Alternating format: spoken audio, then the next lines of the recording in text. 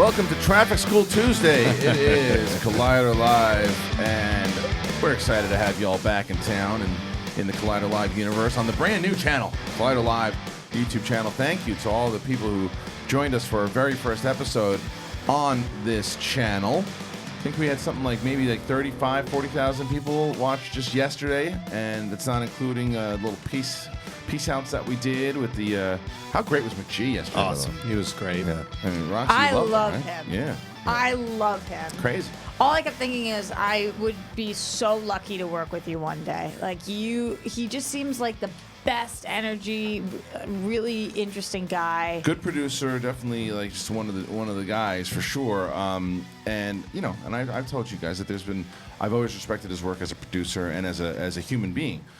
Not the biggest fan of a lot of the stuff he's directed, but I am very excited for this movie that he's doing. He didn't seem like he was a big fan of This Means War.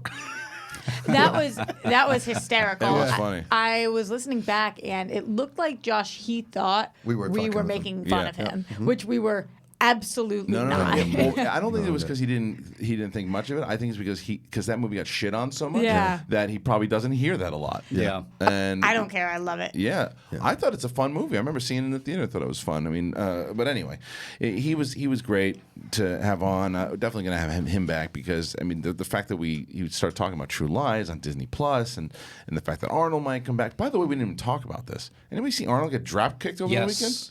No. By Yes. some random weirdo. Like, yeah, play the video. He was, I don't know where he was. Yeah, look at this. He was, what does he say? The guy screams, "Help me, I need a Lamborghini." All right, let's see the actual clip. It's Where is he? It looks like he's in South Africa. So turn this up a little bit. So you're going around 45 seconds. Or 52, that's fine. So there he is. He's just talking to somebody.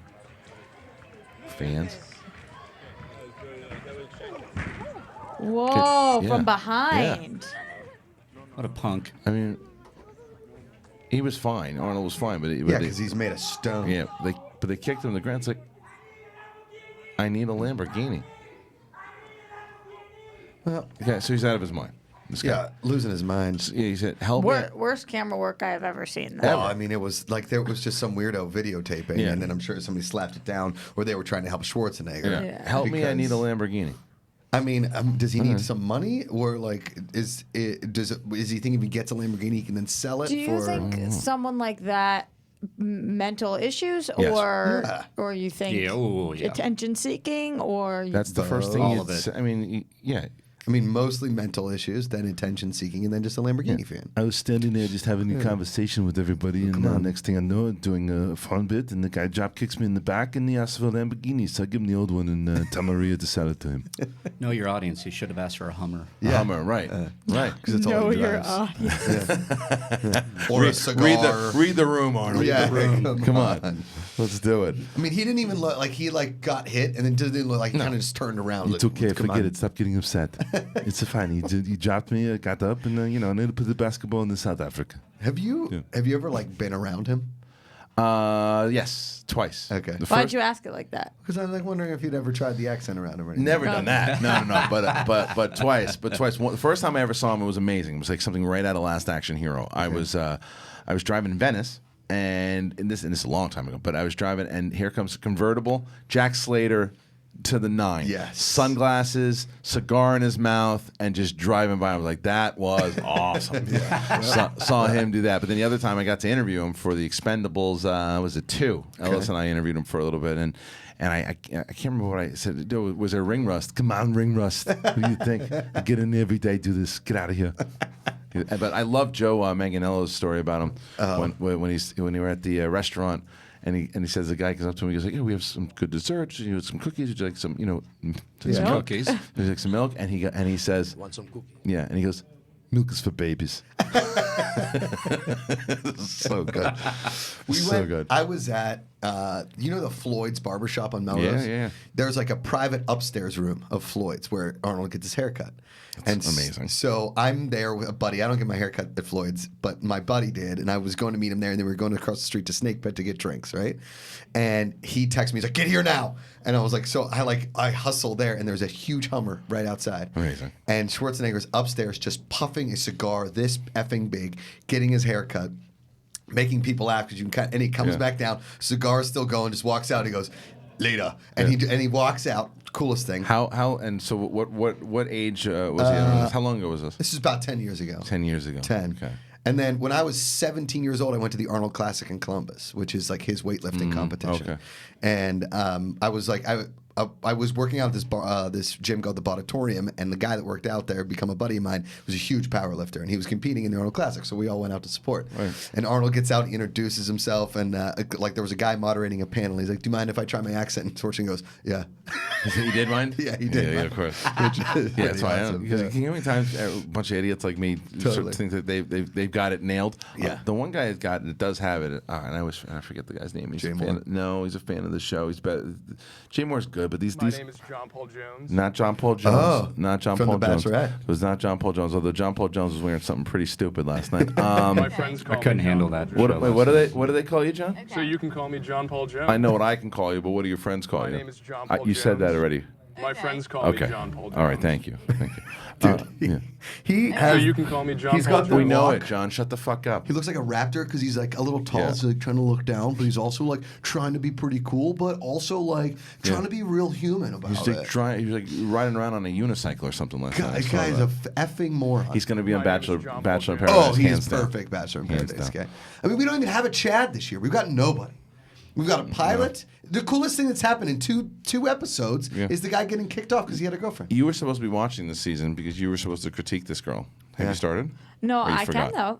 I didn't know I was supposed to be. Yeah. 2 episodes You said that you were going to watch. You said I you did? Fantastic. You did. You said you wanted to watch Let because me you. find that clip. Yeah, you can find it. You said you wanted to watch because you wanted to be able to finally critique these people. Okay, I'll watch. It's I started season 2 Barry. It seemed like a better call. Probably Yeah. a better call. Yeah. I'd probably The say finale that's of another- Barry this I heard season. it's good. I gotta watch it. I I'm gotta only. watch it. I just finished episode 3 of this season. wait till you get to Yeah. episode 5. I thought it was 4. It's 5. 5's the big one. Yeah. Everybody's talking about that. Oh my god, best episode of TV this year without a doubt. This show is so good. Yeah, it's a pretty fast watch. Riley, who are we working with? Our guest? Yeah, no, it's a future guest. Something good? Yeah. Who we got? No, You no. want to talk about somebody good? We talked about it Potentially? yesterday. Who was it? Brightburn director. Oh, cool. Okay, good. Yeah, Brightburn. I just want to get this locked in, so I'm going to produce on air. All right, that's fine. Go ahead. Do what you got to do. I've loved her. I don't know about you, Hannah B. She's great. I can't stand her. Really? She drives me nuts. Oh, I think she's an love her. imbecile. I think she's amazing. I can't stand her. Yeah, she's just. I think she's the best Bachelorette we've had in, Oh my in God. years. I can't stand her. Yeah, Yeah. I mean, she got a dud group of dudes for sure. I think the ratings are going to plummet on the season. Really? I think I don't. How are they doing so far? I don't know. I don't think she's likable. Oh man, I think You she's like like. him. Oh, You think she's hot? yeah, See? gorgeous. I don't think she's hot at all. I Yeah. think she's not. Well, you and I attractive. have very different tastes in girls. It's true. Yeah. Is that true? Yes. I don't know how true it is actually. Well, I don't. I mean, I don't know about that, but like, our wives couldn't look more different. Yeah, but I That's think not that true.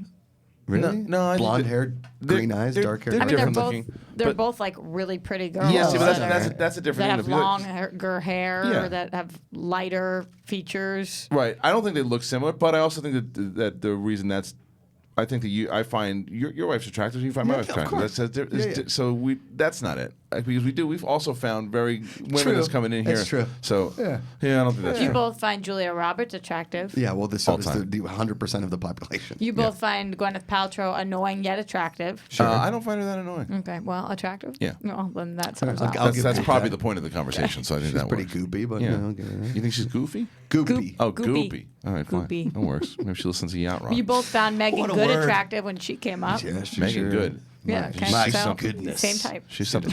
I'll tell you who. great. You both are attracted to attractive women. Yeah, Yes. that's Surprise, surprise. Shocker. Do you guys have penises or something? No, I can't believe you don't find Hannah B attractive. Confirmed. Yeah. You looked out? Yeah, that's the thing. It's good. Didn't woke up this morning? No, we're good. Check. Got it. Good to go. Nailed it. Kickstand. All right, let's move on. So we got to now go to. Is there anything going? I know we were going to talk about these trailers because we have a very special guest today, Riley. We sure do. A whole new world. All right, Roxy, that's enough. Roxy you get just said it. Yeah. This is my Schwarzenegger moment. Oh, Okay. is it? Don't step on it. Oh. Go ahead and sing. Nice. You want to No, keep I'm good.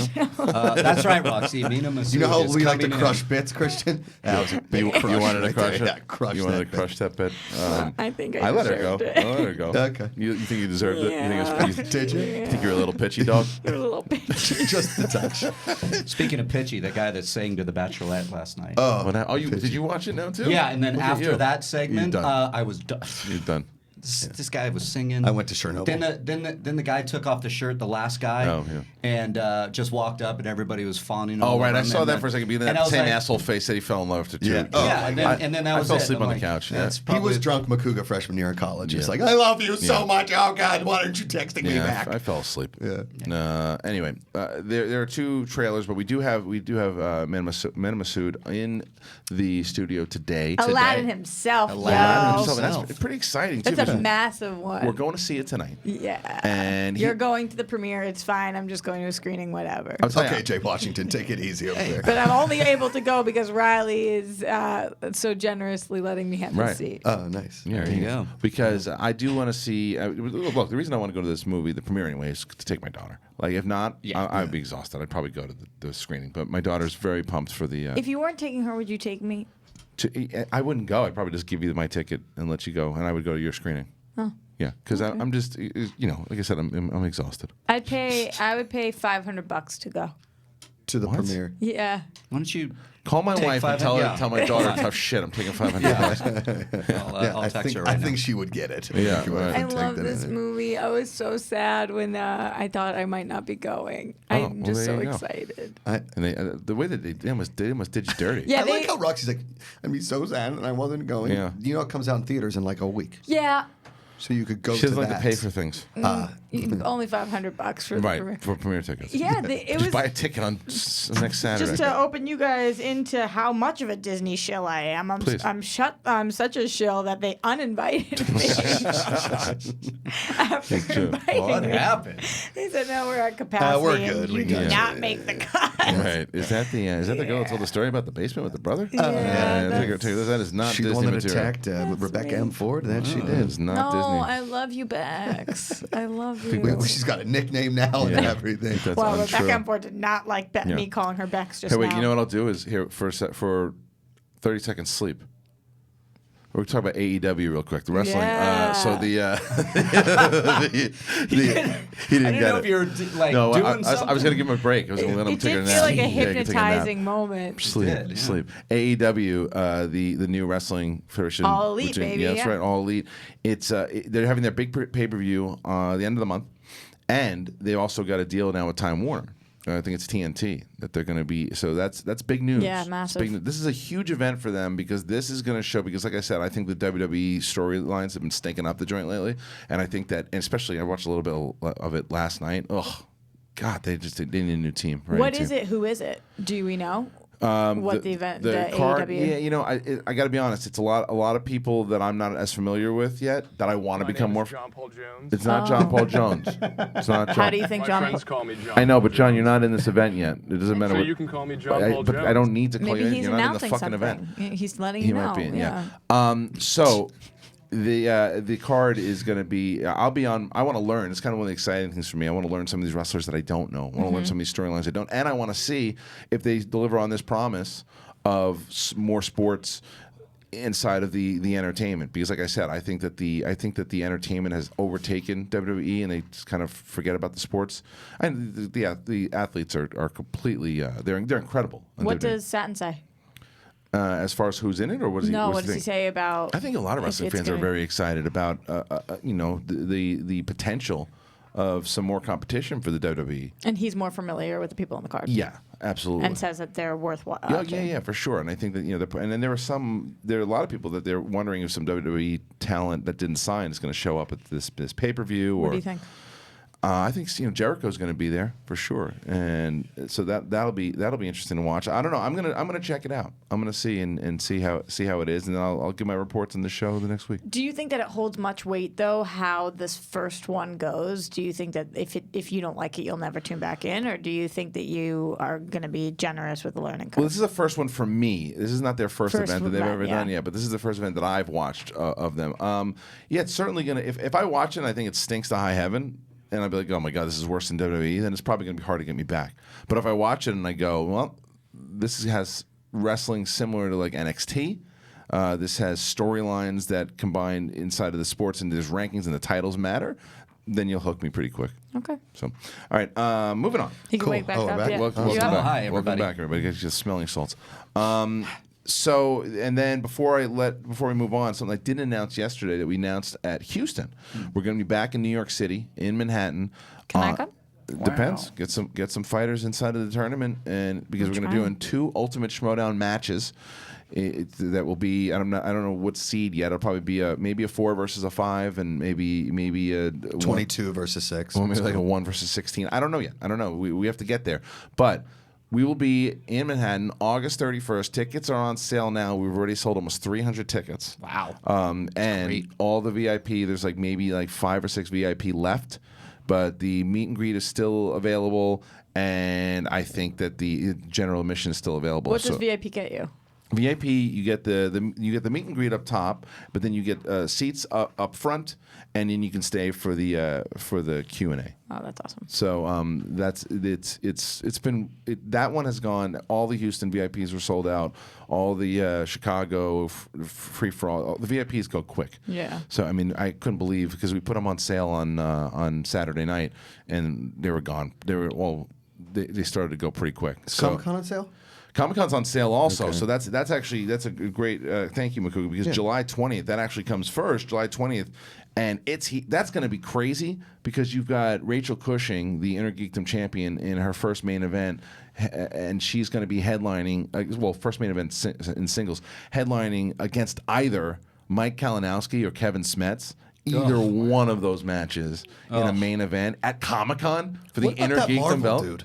Which Sean Gerber. Sean Gerber's great. He can't hang in the Inner Geekdom yet because he's got. I mean, Marvel. I don't know if anybody can touch him. He's like Damon. Totally. Which is also maybe there's an MCU belt to be made down the line. I don't know. I know it's not worth asking you because you won't give me a solid answer. Sure. So asking you guys, who do you think is going to be, Kalinowski or Smets? I got Smets. Wow. Yeah. Well, I like Mike. I've only met Kevin Smets once. Seems like a really good Have dude. you watched him play yet? I have not watched So him. he's play. like Mike Tyson '86. Okay. He knocked out crazy. this kid Dave Moore that he played, and TKO'd him. Then he KO'd Jay Washington, and then he KO'd, not TKO'd, Hector Navarro. Yeah. There it is. I got to tell you, though, he needs a better manager situation. You don't like Kaiser? Well, I'll tell you why Kaiser's not doing his job. Why? Because... You listened to the rundown, didn't you? No. Oh, okay. No, I didn't. But I want to know what you were just thinking Yeah, I was going to say. The question. Kaiser's not doing his job because I bumped into Smets, who was telling another competitor about his studying strategy. An Inner Geekdom player? And I pulled him aside and I said, "What are you doing?"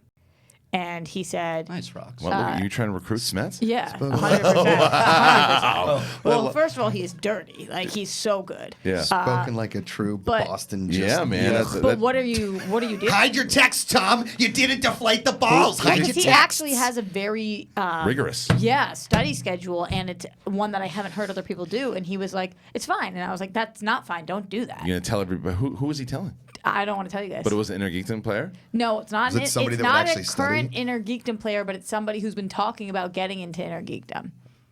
Wow. I don't want to tell you guys though, but My I was. name is John Paul Jones. Yeah, Was it John Paul Jones? It was in What fact do they not call him? John Paul My Jones. friends call me John Paul What Jones. about Well, maybe it him? What do actually you- what was can you John call Paul him? Jones. So you can call me John Paul Jones. Okay, good. Yeah, I do call him John Paul Jones, Yeah. but it was not John It Paul was Jones. wow. So you Yeah. you were trying to Well, snake Smets away from How Kaiser. good of a manager do you have if your manager didn't tell you shouldn't tell other people your study strategy? Roxy's firing shots at Kaiser. I like it. 100%. I'm going to shock you. I'm actually going to give you who I think is going to win. Okay. Wow. I think Kalinowski's going to win. How come? And I'll tell you what. I know Smets listens, and I'm sorry, buddy. Because I think Kalinowski knows what he needs to do in order to beat this kid. And I think that Kalinowski, because yes, Smets studies like someone I've never seen before. Kalinowski hasn't been seen or heard of in the last 2 weeks once he's found out that he had to play Smets. He's been Straight up truth. I co-host a show with him, and I have not seen it. He has been holed up. It's because he found out I hated Aquaman. No, he has been holed up watching movies. I know for a fact. He has been studying. He is studying, and he is ready. He is ready for this kid. And it's going to be the second video. No, excuse me. First, it's the main event of the first video for Collision, which airs June 22nd. So June 22nd, the Collision is going to be live.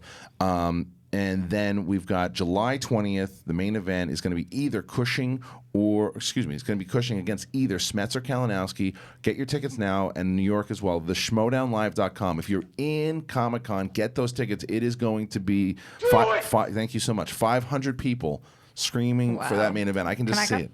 Yeah, that one you can definitely come to. For sure. Who would Cushing rather play? If I was to guess, I haven't talked to her about it. If I was to guess, I'd tell you maybe Mike. Because I think that she's played Mike. I think she knows that she's got Mike's number. She's beaten him a few different times. You think it'll be easier for Cushing to beat Mike than Smets? I think if Smets takes out Kalinowski and comes in 4-0, it's going to be intimidating for anybody, Cushing or not. In the Wild Berries Open, which when are we doing that in the, wintertime? Maybe probably November, December. End of the season. The drunk Wild Berries exhibition, drunk berries. Yeah. Drunk berries. Drunk berries. Oh, that's great. The Punch berries. One of the wheel slices will be movies I'd rather watch than Aquaman. Okay. So it's going to be sick. All right. You're asking for trouble. Can we I just can't do wait. it? Can we just pause and do it? Because he'll keep doing this. No, I'm just going to keep bringing it up. Can we just figure out what's going on? I just He didn't like Aquaman. I know. That's what's going on. That's going to be the running joke. Keep cutting me off because I want it to be I the running joke. want to cut it off because I want one show to where it's just peaceful with everyone. Wait, can I tell you a quick story? Sure. Real quick story. Is it about Aquaman? No. All right. No. Okay, so you love giving people nicknames, i.e. Chips. Right. Upham with Cody, Cobster, who's now Kristian, yada, Oh, yada, the yada. Cobster was his. That wasn't me. That's true. Yeah. Wild Man. Yodi, Wild Man, yes, which I embrace. I don't have a nickname. Rocks. Lost.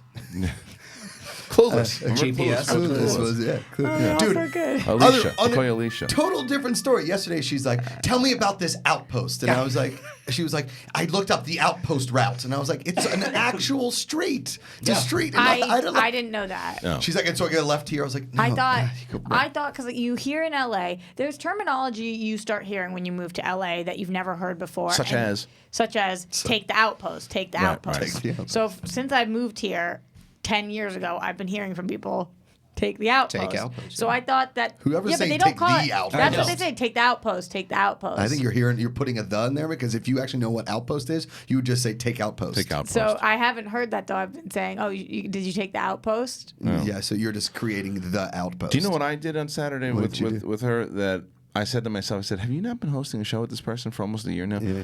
She needed. Oh shoot. Yeah. Yeah. Yeah, We were texting about something. Yeah. And Yeah, I'll talk Via about text. Okay.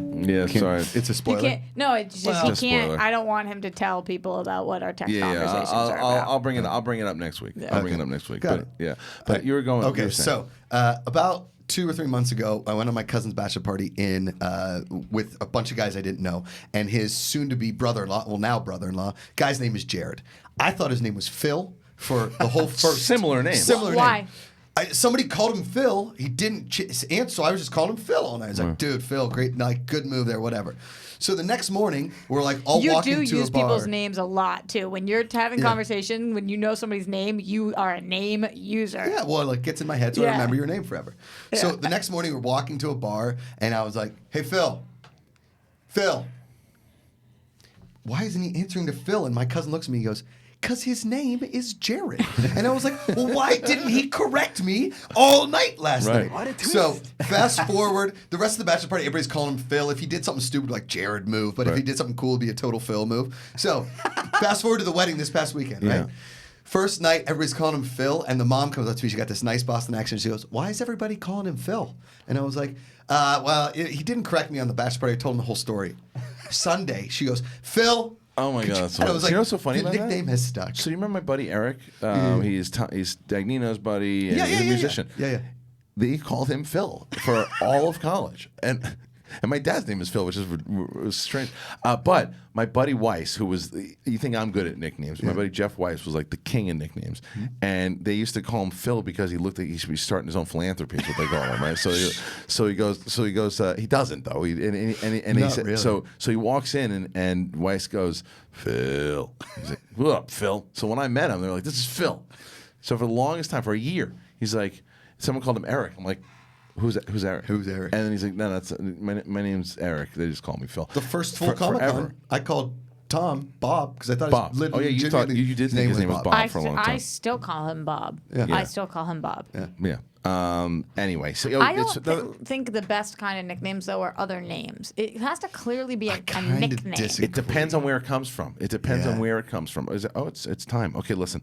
And there's one other name that I gave Rocco some stuff about this too, because this isn't necessarily his fault though, because Dennis never corrects anybody on how to pronounce his last name. Dennis Zen. Yeah. It's Dennis Zen, and every time Where there's a G on the end of it or something, right? And so every time Roca announces him on anything, he says Dennis Zhang. Yeah. And it's like no one and I've been on panels with Dennis and he never corrects anybody. Yeah. Ever. Because Schnepp was calling him Dennis Zhang forever. Ever. That's on you, bro. And No, it's on Dennis. Yeah, that's on you, bro. But I don't think, but I don't think he's offended by it. Is what I'm saying. I don't think he doesn't ever get, because Dennis doesn't really get bothered by anything. But Schnepp used to call him Campia. Campia. I was like, hey Schnepp, it's Campia. He's like, no, it's not. And I was like, all right. I remember that conversation. And look, I think I just learned that. What is it? It's Campia.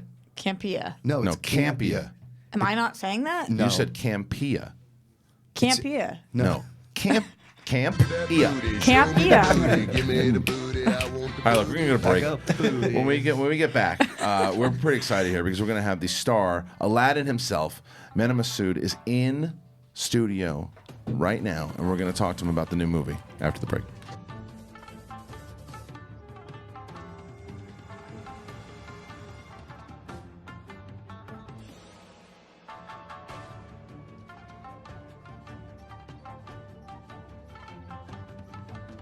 Hey guys, Riley here, and let me tell you about Rule of Two. You looking for a Star Wars fix? Well, Rule of Two is that show. It drops in on Collider Video's main YouTube channel, as well as on Podcast One's Jedi Council feed. So go over there, subscribe, share it with your friends. It's hosted by myself and Mark Fernandez. We talk everything in the Star Wars universe with a lot of deep dives and a lot of conversations that go all in. You know what to do. Subscribe, join us there, and rise. Hey everyone, John Roca here, the host of Collider Mailbag. A new episode drops every Saturday and Sunday in your face and in your ears, answering the questions from you fans about the world of entertainment, film, and television. Me and great guests from our sphere do the best to answer your questions from Twitter, from Instagram, and of course, email as well. Once again, it's every Saturday and Sunday on the Collider video feed, and also you can listen to us on podcast, on the Movie Talk podcast feed, every Saturday and Sunday. Hey guys, it's Dennis here, one of the hosts of Thrones Talk, our weekly Game of Thrones review show that happens live right after the episodes drop on Sunday night. So check us out. We talk about all the cool things that happen on Game of Thrones that night and what we think is going to happen in the future. You can find it on our YouTube channel, youtube.com/Collider Videos, or you can find it on the podcast feed, both on the Collider TV Talk podcast feed and the Collider Factory podcast feed. Hi, I'm Coy Jandro, host of Collider Heroes, and I'm here to tell you we've got 20-minute episodes coming at you on Collider Video, on the YouTube, as you've always loved it. Plus, now we've got hour-long podcasts dropping every Thursday, so make sure to subscribe to the podcast because it's going to get even more sweaty on the podcast. Plus, every week, we're going to try to get some very special guest interviews, all of the people that help shape these movies and TV shows you love. So, video, podcast, interviews, all coming at you. Be sure to subscribe. Thanks so much, guys. Stay sweaty. Hey guys, Perry Nemrov here to let you know that The Witching Hour is all over Collider right now. You can listen to that Horrorville podcast with myself, with Haley Fouch. We talk about witchiness, we talk about slashers, we talk about space horror, you name it, all on that show on the Collider Factory feed. We also have clips on the Collider Podcast YouTube channel, and on top of that, you can find an article all about Witching Hour every single Tuesday on Collider.com. Check it out, get scared. Hopefully you survive the Witching Hour. What's up, Collider fans? Ryan Satin here from ProWrestlingSheet.com, where you can find the top stories throughout the week in the world of professional wrestling. If you're a wrestling fan like myself, then you'd be doing yourself a disservice by not checking out all the shows we do every week on YouTube.com/C/Wrestling Sheet. In particular, on Wednesdays, we've got a SmackDown recap show hosted by John Roca and myself, where we pick apart and talk about every little thing that happened on the Blue Brand. So do yourself a favor and go subscribe at youtube.com/C/Wrestling Sheet. Hey guys, Perry here to let you know about the new edition of Collider Movie Talk. We are going to 5 days a week. We have a short, sweet 20-minute show where we focus on the 2 biggest stories of the day. You can expect to see all of your favorite Collider personalities on the show, including Jeff Snyder, John Roca, Haley Fouch. You're getting Josh Macuga every Friday. We're going to have a blast. It's going to be informative, fun. Come join us. 3 p.m. PT live every single day of the week, right here on the Collider Video YouTube channel. You can also find the show on the Collider Movie Talk feed on our podcast network, so go watch, go listen, however you prefer to get all of your movie news. Hey everyone, John Roca here, the host of Collider Sports Time. Well, you know, if you've been watching us every week, you know we break down the latest and the greatest in the world of sports, talk about the big issues, the big games, all of it with a rotating band of guests like Matt Reeves and Josh Macuga. We've had Taylor Bisciotti on. We've had so many great guests. Now, if you want to see more of Sports Time or you want to try it out for the first time, remember to subscribe to Collider Sports YouTube channel. And if you want to take us along with you in your ears, you can go and subscribe to the Collider Sports podcast feed for all the sports goodness. Hey guys, it's Riley here. Let me tell you about the Riley Roundtable. You know it, right? It drops every Thursday on Collider Conversations, and I have guests from all across the space. John Roca, Gray Drake, Alexander Desplat came on at one point. We talk everything from movies, we talk about life, and everything in between. What do you want to hear? What do you want to talk about? It's the Riley Roundtable every Thursday on Collider Conversations. You get it there. Hello, how are you guys doing? I'm Kristian Harloff. I'm the host of Collider Jedi Council. We talk about everything Star Wars, and if you want to catch our weekly show where we talk about the latest and greatest in Star Wars, it's movie news, it's canon, it's all of it. We take questions from you guys. How do you do it? Main channel, that's right here. Subscribe to this channel, and you can listen, you can watch, you can do all of it, but if you want to just listen to it, you got the podcast feed too. Stitcher, Spotify, Apple Podcasts, whatever it is, you can listen to it in your car. Do all of it. It's Star Wars. Episode 9's coming out, and then after Episode 9, you got TV shows, so we're going to be your sports center for Star Wars. Do it. Come on. Be real.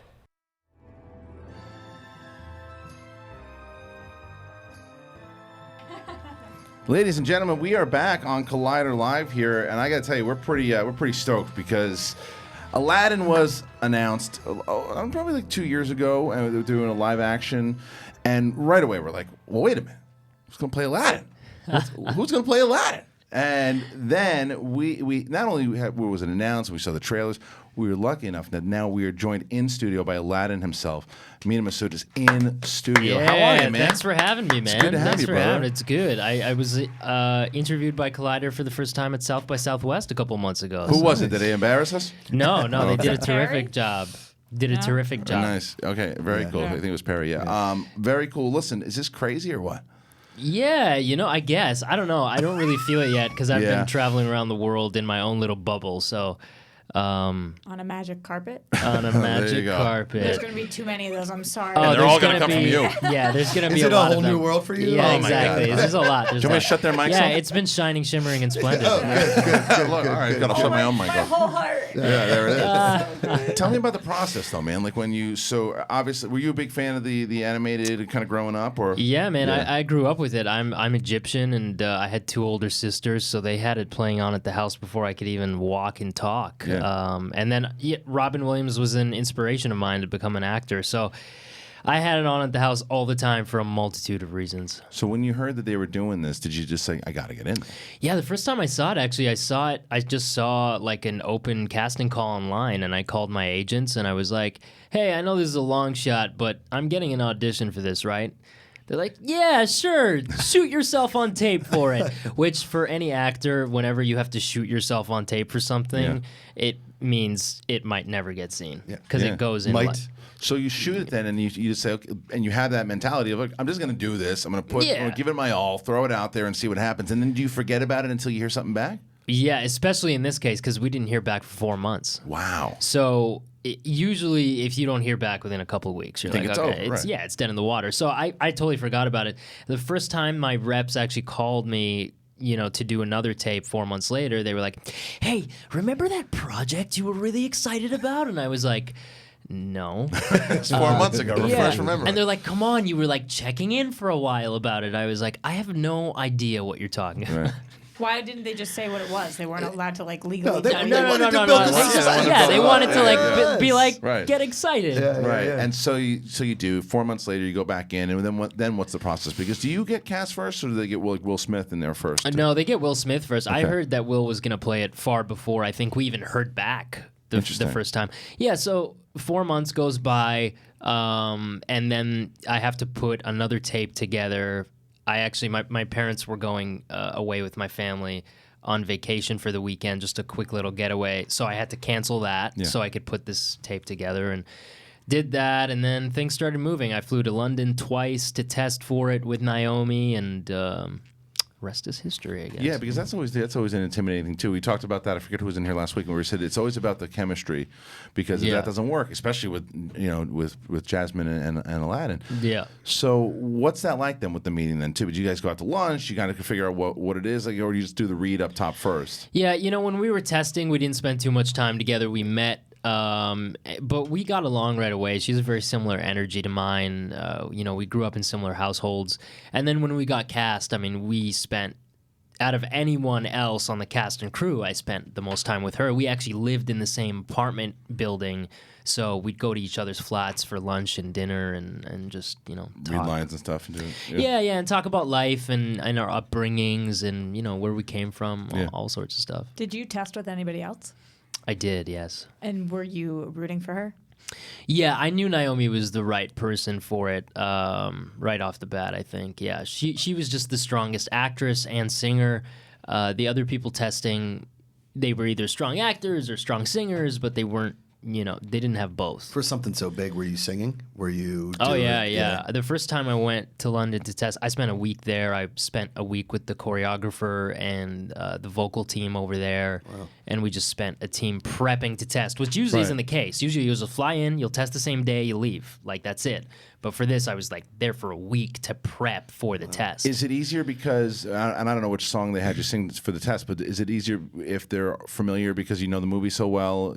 Yeah, definitely. It's funny, I tested with I think one of the tests I tested with Prince Ali, which isn't even Aladdin's song in the film, but I think they wanted to see what I would do with it. Yeah. Because there's a lot of room to play in that particular number. So, yeah. And when it comes to Will Smith, now, because obviously the relationship between Genie and Aladdin that's another one now. It's crucial. Yeah. So what's that first meeting like? When do you get to meet Will? And Did you bring your copy of Bad Boys or Bad Boys 2 for him to sign? No, neither. I think you should never do that. Well, I'm out. Anyway, you're not playing Aladdin anytime soon. I'll tell you that. No, I was really nervous actually, but I was in the middle of my prep time. We had 6 weeks of prep before we went to camera, and he came in finally one day, and I was like, all right, this is it. I'm meeting Will. So he was talking with Guy, and I was like, this is perfect because Guy Ritchie will just, he'll break the ice a little bit. Yeah. Went over there, Guy just stared at me, smiling. And I think he was finding it amusing because I was so nervous I forgot to introduce myself, and Will thought I was just one of the dancers. Oh, really? He had no idea who you were. No, he didn't. Well, it didn't click to him. I think I looked different because I had my hair chemically straightened at that point, and we were getting, into the prep. Yeah. And I walked away, and I was like, he has no idea who I am. I'm going to go back and introduce myself. Oh, you did? So you did? Yeah. I went back, and then he gave me a big hug, and we cool. started talking. But I was pretty nervous. Forgot to introduce myself. Well, I'm sure, and all that stuff's got to be intimidating. But then, especially because you look what Disney's been doing with these movies and how they've gone. And right now, Disney's is just juggernaut in general with all the success they've been having with Marvel and Star Wars. But the live action, the animated to live action is another kind of their bread and butter, what they've been doing. Yeah. And they've been putting a lot of effort into these movies. So when you're on set and you see what they're able to do, is it intimidating? Is it exciting? What is it? That not so much. I think I took comfort in the fact that they were looking for a long time to find the right people, and when I came along, I just kind of gave them what I got, and I was like, either you like it and you think it's right, or you don't, and you move on. I've been in positions before where I've tested for things and haven't booked them, and it sucks, but you learn to deal with it, and you kind of go, all right, this one wasn't meant for me. Sure. Anything that you really wanted that you tested for, you're talking about specifically? Yeah, like there was this this show on, I think, the CW that I had tested for with Jeremy Piven, which ended up only lasting like 8 episodes, which actually, if I had ended up doing, I wouldn't have been able to do Aladdin. But at the time, I was like, damn it. And I even told my reps, there's a rule with me and my reps now. It's like, if I test for something and I do not book it, just text me and tell me, do not call me. And for this particular case, he called me, my manager, and I was like, I got it. I got the show. And he was like, you didn't get it. I was like, dude, what happened to our rule, man? We've been over this. We've been over it. It's true. Well, when you got the role of Aladdin, friends, and because this is a huge role, man. This is a big. I mean, it's an iconic role. Yeah. So friends and family, obviously very supportive. But like, what's people start trying to give you advice on how to play Aladdin or what they, because it's so the role's so near and dear to people. No, not so much advice. I think people people reaching out that you haven't talked to in years, or that you've kind of let that relationship die, and now it's like, they're trying to rekindle that relationship. More of that kind of thing. Is being on a magic carpet with just a green screen all around you, is it just like an awkward time to just act? They did this incredible job that, those factory arms that put cars together? Yeah. They got one of those, 2 of those actually, and on one of them they put a camera, and on the other one they put this carpet rig that had 32 different points of hydraulics. Wow. And so the carpet actually moved like any which way you wanted it to. Yeah. And on top of that, on both sides, they put these 2 big LED screens where they could like project something for you to kind of feel it. So they'd like have dolphins coming out of the water, or like during the Cave of Wonders sequence, like fire and lava. So you'd be like, so they did a fantastic job. Yeah, that's awesome. You're standing on top of this hydraulics machine. Are you nervous that you're going to fall? You're wired in because it's 30 feet off the ground. Okay. Wow. Yeah, you're wired in. It's funny actually. Me and Naomi would like be doing touch-ups for each other because it'd be so hard for people to get to us sometimes. Oh, wow. Have you had a chance to see the movie yet? I did. I saw it the first time in London a couple of weeks ago. So here's my question then. And so when Guy Ritchie, I've been a fan, from Snatch and Sherlock Holmes and a lot of his movies. Man from U.N.C.L.E. Right, which is very underrated, by the way. I think that movie. Very. I think it's his most underrated film. I think so too. And what I liked about that movie though too was I think that it definitely had his style of the stuff that he did, but I thought that the spy movie kind of took over more so than just the style. So is there a lot of Guy Ritchie's like unique style in this movie, or is it focused on this is Aladdin, this is the tale with expansion? That's one of the things I love most about Guy. He kind of, once he builds that trust with you as an actor, he lets you kind of do your thing and bring your own take on it, but he puts his own flavor to it and his own style. So I think people leave it, like you, for example, Guy's films. Yeah. So I guarantee you when you leave the movie tonight, you'll be like, yeah, that was a Guy Ritchie film. Okay, so I'll know that he says certain things because I thought because even with like King Arthur, you can tell that there was a lot of Guy Ritchie stuff in there too. Yeah. You'll leave being like, that was a Guy Ritchie film in like the best way possible, combining it with like this Disney film. Or the blade just comes out of nowhere and you're like, that's right. Well, I know you're Egyptian. Where were you born? I was born in Egypt. You were born in Egypt? Okay, yeah, cool. I was born in Cairo. I did not know that. When did you come over here? We immigrated to Toronto when I was 3.5. Okay. And then I moved to LA the beginning of 2017. Oh, wow. Okay, cool. So when did you start? You started acting in Canada? Yeah, I started acting in Canada. I had a restaurant job. I worked at a restaurant for 3 years part-time. I did the whole thing. I went to theater school. So after theater school, I just started working at a restaurant and hustling on the side. And you knew you were gonna get over here eventually to LA? That was, you have to, because it takes so long for Canadians and Australians and Brits, because we have to apply for our visa and we have to get a special acting visa and all that kind of stuff, and that takes months. Now, did your family sometimes come out with you too? Your family stayed in Canada? No, they're back they're still in Toronto. They're still in Toronto. Yeah. So and they're pretty supportive? Yeah, that now, I'm sure. Yeah, they are now. Right. Yeah, no, I broke their hearts a little bit when I left neuroscience because I was studying neuroscience at the University of Toronto for a year, and then I left to go to theater school. So that was really where I broke their hearts, and when I went to theater school. But after that, it was just them getting over it. Right, and now again, like we joke, but it's seriously too. It's like it's all good, guys. And working at a restaurant too, they're like, we are so sad that you are working at a restaurant now. This is not the dream we had for you when we moved from Cairo. Like, that conversation's very different today. Yeah, it's like, we are so happy you worked at the restaurant. Are they coming tonight to the premiere? They are actually, awesome. yeah. That's cool. Yeah, so really I was telling you before we went on air that I take my daughter to these because she's a huge Disney fan, like the rest of us, and Aladdin's one of her favorites too. So she's what I like about this too is I always say, because and this is when you find someone who's like yourself, to where you're determined, you want to get this big role, and until today, this is the first time I've met you. Now I'm going to be more familiar with your work, and that's going to be a lot of people, right? Yeah. So my daughter is going to see this first time, and she's going to know you as Aladdin, which I think is so exciting and so cool that so many people get to now get introduced to you. Yeah, I'd rather be known as Aladdin than not that I wouldn't love to play him, but like Batman. I'd love to play superhero, but I think it's cool to, like you said, my big coming out will be for Aladdin and not like the Flash or something. You know what I mean? Yeah. Well, why would you rather that? Because I think it has more nostalgic, emotional connection to people. Aladdin, and it hasn't been done before. That's the other thing. Like superheroes have been done a lot, and I want to play a superhero or a villain. Don't get me wrong, but Aladdin's pretty. How many superheroes are there, and then how many like Aladdin characters are there? Yeah. Who do you want to play? If you have been dreaming of being a villain or superhero, who have you got in mind? I've been thinking about Nightwing for a while. I had heard that they wanted to do that, and I think that would be cool to explore and do. He's very different. There's rumors. I think it would be cool. Watch, they're going to steal my idea. I think it would be cool to do a Nightwing trilogy where you see his evolution from Nightwing to the Joker. Because it's in the comic books, it's rumored that the character playing Nightwing is the same guy who eventually turns into the Joker. So you want to be that guy? Yeah, like to do that transition trilogy of like going from a superhero to a villain, that hasn't been done before. You're a big comic book guy, it seems like. Not too big, but I mean, I love superheroes. I'm born in the 90s, and Well, I mean, we'll look at DC. Don't steal my idea before giving me a meeting first. Yeah, but you have a look.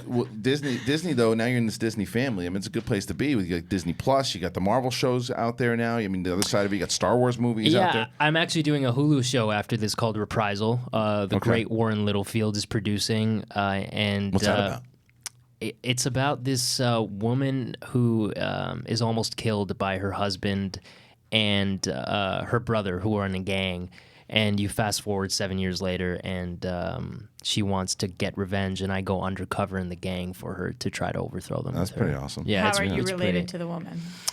We basically meet in Detroit over the 7 years, and we cultivate like a brother-sister relationship, and it's complicated. I don't want to ruin the pilot, but you'll have to see it. It comes out hopefully in December. 2019. Awesome. Did you keep anything from the set of Aladdin, like the lamp or? Not that he's going to tell us on air. Yeah, I had to sneak a few things away, but I would like the lamp. I mean, I requested it. You'd think they'd give it to the guy playing Aladdin. Smith just brings it to the premiere. Like, I gotcha. Yeah. Well, Steph Curry has it apparently now. Have you seen that? No. Have you not seen the Steph Curry Aladdin commercials? No. He like goes up to the lamp that's in the film, and he's like, 3 wishes, right? And I was like, that's my lamp. Oh, that's It's the actual lamp? Yeah, it's the actual lamp. Oh, that's great. Because ABC's playing the NBA. Yeah. And I think they wanted, like, if there was any team that they were like, all right, we got to shoot this months ahead. Who are we going to pick? It's like Smart. the Warriors. Right. Like, Well, they released a few clips from the movie, obviously, on the video, the music that came out from Like Me, and then there's been trailers.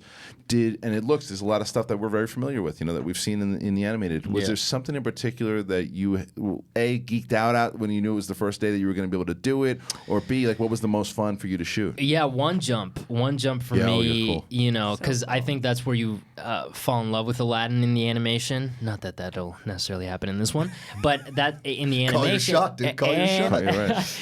And he gets to do all this cool stuff. So I was like, man, I want to get to do all this cool stuff, and I did. Like, Guy took it to the next level. At one point, he just wanted one shot. that looked like a GoPro shot. So they built this rig that I had to wear on my body, this like 30-pound vest. They attached one of their cameras to it, and then I had to do a part of the one jump sequence with it on me. So it was cool. bad. Like, yeah, I got to do some badass stuff in that sounds sequence. awesome. Is there anything you think, and obviously no spoilers, but that's going to particularly surprise us? Do you think there's something that we don't expect coming? You know, I think the relationships between all the characters will surprise you. You know, I think Robin did an incredible job in the first one, obviously in the animation. But I think because he was so good, a lot of the attention just focused on the genie, and you kind of lost a little bit of like the relationship between him and Aladdin, the relationship between Aladdin and Jasmine. So I think the relationship will surprise you, and I think where the movie's headed on Jasmine's storyline will surprise you. Is Jafar going to creep me out the way he did in animated? Because I haven't seen enough about him yet. Yeah. Listen, man, Marwan Kenzari is an incredible actor. Yeah. I think anyone who looks at his filmography will be surprised with how many things he's in. And he plays the Guy Ritchie way in that he's playing a con man. Yeah. You know, he's not playing that like long bearded out wizard villain looking, like yeah. you know, because also it was weird a little bit in the animation, no? Like how old he was and how young Jasmine was. Right. But in this, he's playing like a con man. And that's what he is. That's the essence of Jafar. He's just like a dude who wants to take over the throne, and he's young and malicious, and that's the way he plays The it. way you're describing this right now, because we've been talking about Guy Ritchie, Aladdin a lot on this show, and like what it's going to look like, how much Guy Ritchie. The way you're describing it gets me more and more excited. Like now, this is almost like a heist film. You should be. Right? You should be excited. Can you roll an apple down your arm and then bounce it up? Yes, and I had to learn how to juggle, even though it didn't make the final cut. Oh, so no. I learned how. But Man, you're a juggler. It's I good learned skill. so many things for this that didn't Yeah. end up making the cut. Like I had to learn how to play the oud, which is a classical Middle Eastern string instrument, and they brought in this like the only oud player in all of London that can play the oud, and like they brought him in, and we rehearsed, and and then Guy on the day of was like, you know what? I think Naomi's gonna play it. I think Jasmine should play the oud in this, and I was like, what? Did she know how, though? Had she been training? No, like she picks things up really quickly. They taught her a couple of strings, and you know they made it work. But Walk into your next audition, it's like, well, I can play the oud. yeah, I can play the You oud guys need an oud guy? I'm the oud. And I can juggle and play the oud. at the same time and scuba dive underwater all at the same time. Can Nightwing do any of that? You need Nightwing to play the oud? Yeah, it's on his special skills, Yeah, maybe.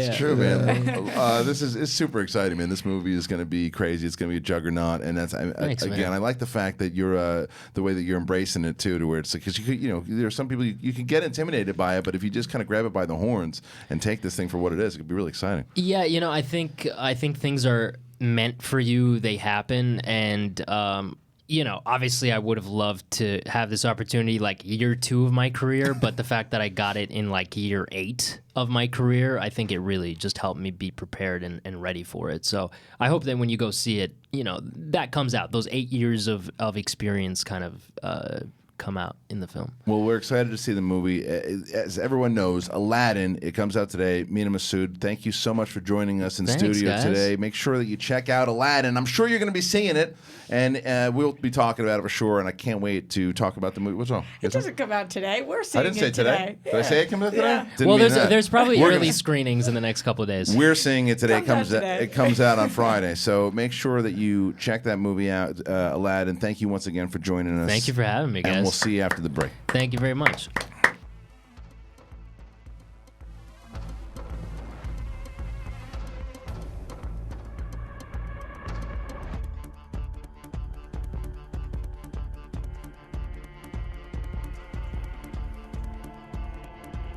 Hey guys, Riley here, and let me tell you about Rule of Two. You looking for a Star Wars fix? Well, Rule of Two is that show. It drops in on Collider Video's main YouTube channel, as well as on Podcast One's Jedi Council feed. So go over there, subscribe, share it with your friends. It's hosted by myself and Mark Fernandez. We talk everything in the Star Wars universe with a lot of deep dives and a lot of conversations that go all in. You know what to do. Subscribe, join us there, and rise.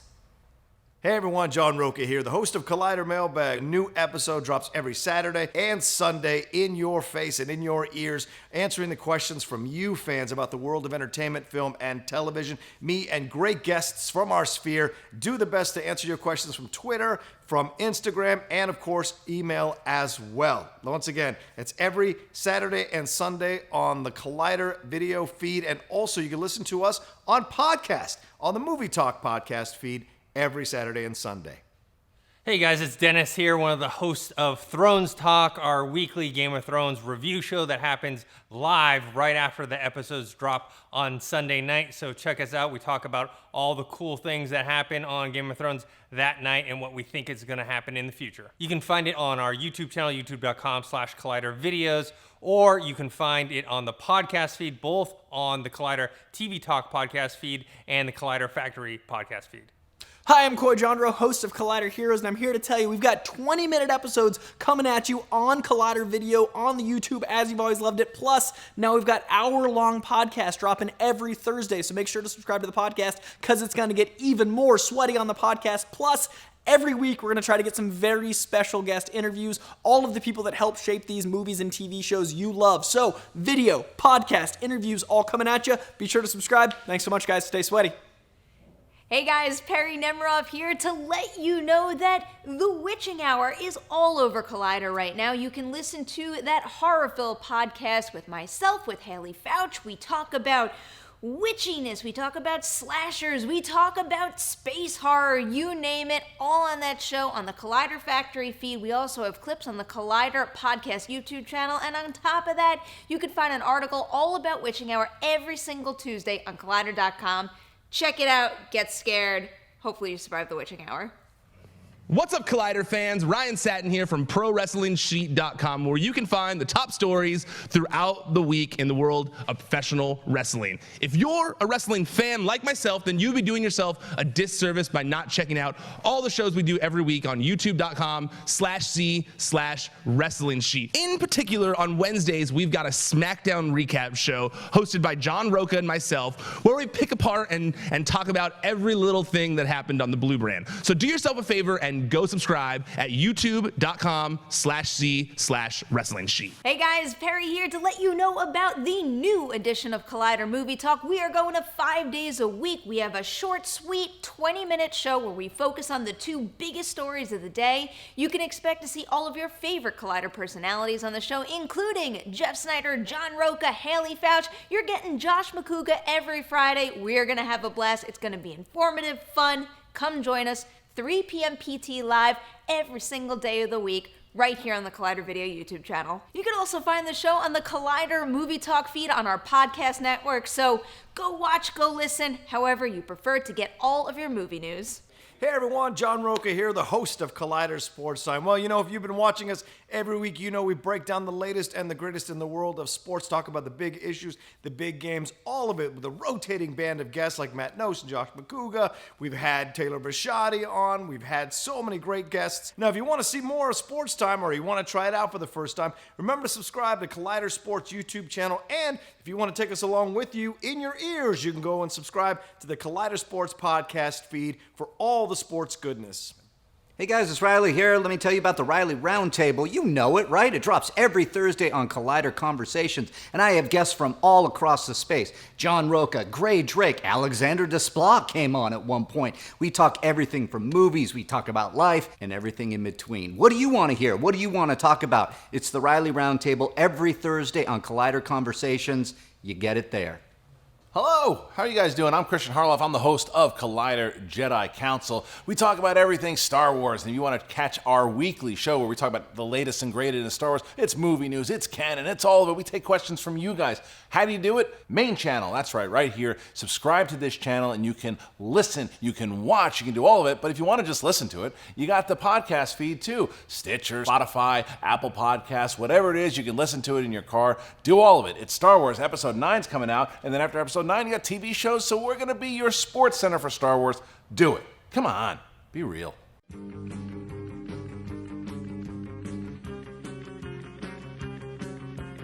Shoes and beef and beef and beef and beef and beef and beef and beef and shoes and shoes. Beef shoes. Shoes beef. All right, guys, back from the break here. Collider Live on a Tuesday. Thank you for joining us on the channel. If you haven't already subscribed to this channel, then you're not going to see our show every day, so you should do that. So make sure you turn on your notifications also. How close are we? To 150 or I mean, we're Yeah, but how much have we built we're up? approaching 80. We're almost at 80. Oh, okay, so we're growing. We were at growing. 70 when we announced. Yeah, we hit almost. I think it's like 78 or something along those lines. Yeah. So you can bring up that channel if you would, the channel that we live on, that we're on right now. It's. Thank you so much, Roka. And there it is. There's the it's. Open that up. 78,000. But we need to make it to 150 by July, so like we're gonna have to really turbo. Can you zoom into yesterday's episode, by the way? Just right there. Just zoom in. Okay, not bad. Almost 50,000 for yesterday. Thank you guys to everybody who listened. So that's a good debut episode. And get a chance to check out the McG. Talked about the end of the Game of Thrones, and then today, like we have the star of Aladdin on it. What a good kid, man. I like Really that good kid. kid. Rooting Really for him. sweet. Rooting for him. I feel like he just is about to have the world so in love with him, and we caught him right before that moment. That's why I'm really crossing my fingers because, like I said, Yeah. I'm hoping that this lands on the side of Jungle Book and Cinderella and Beauty and the Beast. I think it will. I Okay. definitely think it will. But even if it doesn't, I don't think that will be on him. I think that Guy Ritchie. No, Oh. him No, as I'm in saying- Mena. no, I know. Oh, you're saying it will be on Guy? Yeah. More so, just because from what we've seen from the trailers, I haven't obviously seen the movie yet. I don't think we're gonna have a problem with their performances with Jasmine and Aladdin. It doesn't seem like that. I would don't be think the so issue. either. It doesn't look like it. But I'll tell you, because like you said, Macuga, in the interview, the one thing I am a little nervous to where I don't want Guy Ritchie's style to take over the movie. I think you were hoping for a different response than I he gave you. I was, but when he gave me that response and he said that, you're going to see certain things in here that, like the way he described Jafar inside of the kind of reimagining of Jafar to fit Guy Ritchie's style. I think some people are going to not like that, but the way he explained it, it made sense. Do you know how many times I had to bite my tongue during the interview based off things he said and puns I wanted to make? Like he was like, "Be prepared," and I was like, "That's flanking." Right, But then I was like, "Just don't speak Roxy for a minute. Just let him." Right. Let him do the interview and don't keep throwing him off because like everything to me, all I can think about is Aladdin tonight. Right. I can't think about anything You're else that pumped. right now. Why don't you do a Disney exhibition match? You'd be good at that. No, What do you mean no? no, I wouldn't be. You don't think so? No, I think I would be awful at any and every match. Fine. I don't even think I would be good at a DC match. First of all, if I even do know answers to questions, I blank. I'm not good at in those situations. And second of all, I don't watch movies in that At all. way. Oh. No, I watch I know. watch tons of movies. I don't watch it in that way. See, I that's watch the them, thing I is- love them, I leave them. I watch them and retain the knowledge. I just don't retain the knowledge of the people that make them. Like, I don't know who produced them. I don't know who directed them. I don't know who makes the Joe music. Carnahan's your answer for Correct, everybody. Correct. Like I have no idea who voiced Jafar. I don't. It's You're- not too late to not suck. Yeah. Oh, so that's true. Eric You could study. Antonelli. I And know. listen to your voices in your head. And it's not too late. Voices in your head. You know, Love it. I don't know who voiced anything except for that. And I'll tell that you what. was me. There's no you, voice in you're her head that is a GPS voice at all. It doesn't. No. As Macuga was trying to teach me about the outpost, he was like, "And when you The hit outpost. Just- Just, the it's just outpost, outpost. he's like, when you hit this point, you go." And I was like, "Left." He's like, "That would be a right." And when you hit here, you go. Right. And I was like, "Straight." And he was like, "You're actually going to turn I right." think we all agree it's an embarrassment. Yeah. You go. It's an embarrassment of non-riches. We're going to move on here because we have a couple things to talk about. The first is the actual title of this show here. Finally! I'm new to this channel. They didn't tell me Aladdin was coming on. I subscribe to hear about Batman villains. All right. So Batman villains. It's a possibility that look, before Pattinson even signs on, if he does sign on, they want to lock down some villains. I think you got to go with the Riddler, man. Yeah? You got to go with the Riddler. I mean, Why do you think you've got to go with the Riddler? I think the Riddler could be a fun kind of crime drama to where, because of the fact that we haven't really explored all the way yet of Batman being a detective, right? And let's have this version, Pattinson's version, be like a full-on Batman detective and going after who? The guy who sets up the riddles and makes it like, you gotta solve this case. Yeah. 100%. It could be fun, right? And that's what Reeves said. He wants to go back to and make this a true detective. Yeah, they're gonna do Penguin. They're gonna do Josh Gad. And I don't they're like doing that. Penguin, but so Don't like THR that. is saying it's Penguin and Catwoman. So Catwoman again. Yeah. Come on. Okay, so I know I'm in a minority on this one, and this is kind of like when I started working here and I found out you guys didn't like the prequels. Is I like Batman Forever way more than I like Batman Returns. Like I'm not a Batman Returns fan at all. I mean, I'm with you on that too. And I love What? Michael Keaton. Is my favorite. Is my favorite Batman all time. Michael Keaton, without a doubt, is the best Batman. in Dorina my just kicked her opinion. television, broke her foot. I can't. I'm going to kick my television. It's Batman Forever over Batman Returns. Yes. Batman Returns becomes a creepy Tim Burton movie and it forgets to be You Batman. guys are not the only people to say that, though. You're not Okay. alone. No, I no. don't feel that way, but you're not alone. The Michelle Pfeiffer Keaton stuff is great. It's great. And like the stuff at the end was really cool, but it turns into a weird Tim Burton Yeah, movie I'm and not- stops that's what being I a love. Batman I'm not movie. psyched I hate about it. Batman Returns. Wow. But Stupid Batman fish. Forever though. What that turns into It's a just shit movie, too. farce. no, here's what I'm It doesn't saying. turn into. Here's what I'm it saying doesn't is, turn into- is that I think He when drives up a building. Yeah. which is awesome. The thing with Why Batman. do you do that? What am I going to do? Hold it in? Yes. But into the burp? mic? It's not near you. You were facing Josh, It was that and way. then you had to burp, so you was that way. turned into the mic. It was that way. It was like towards my face. I think we know why. So I let it go. For this. He got it. I give it to him, don't I? But here's the thing: is I think Thank you so much. I think that when he's just Edward Nygma, that is way more fun than when he turns into like I've got a cane and a onesie. Yeah. Do And you the know what I stuff mean? with stuff with Tommy Lee Jones was terrible. Oh, it's terrible. But Drew Barrymore looked amazing in that movie. Sure. Oh my god. So we just had a live action version of him true. on Gotham, and what was interesting is that he was amazing. However, Enigma was more. They made him into more like Two-Face than Riddler. Like a lot of his attributes were very similar, and so people really liked the character. The people who did like Gotham, but it wasn't exactly Riddler. So I'm ready for a Riddler as well because it's been a minute, and I think that would be great. I don't think it's what we're getting. No, I don't either. And I think Gad as the Penguin. I think Penguin is a cool choice as well, and I think that's fine. And I don't have as big of an issue with Catwoman being there as other people do.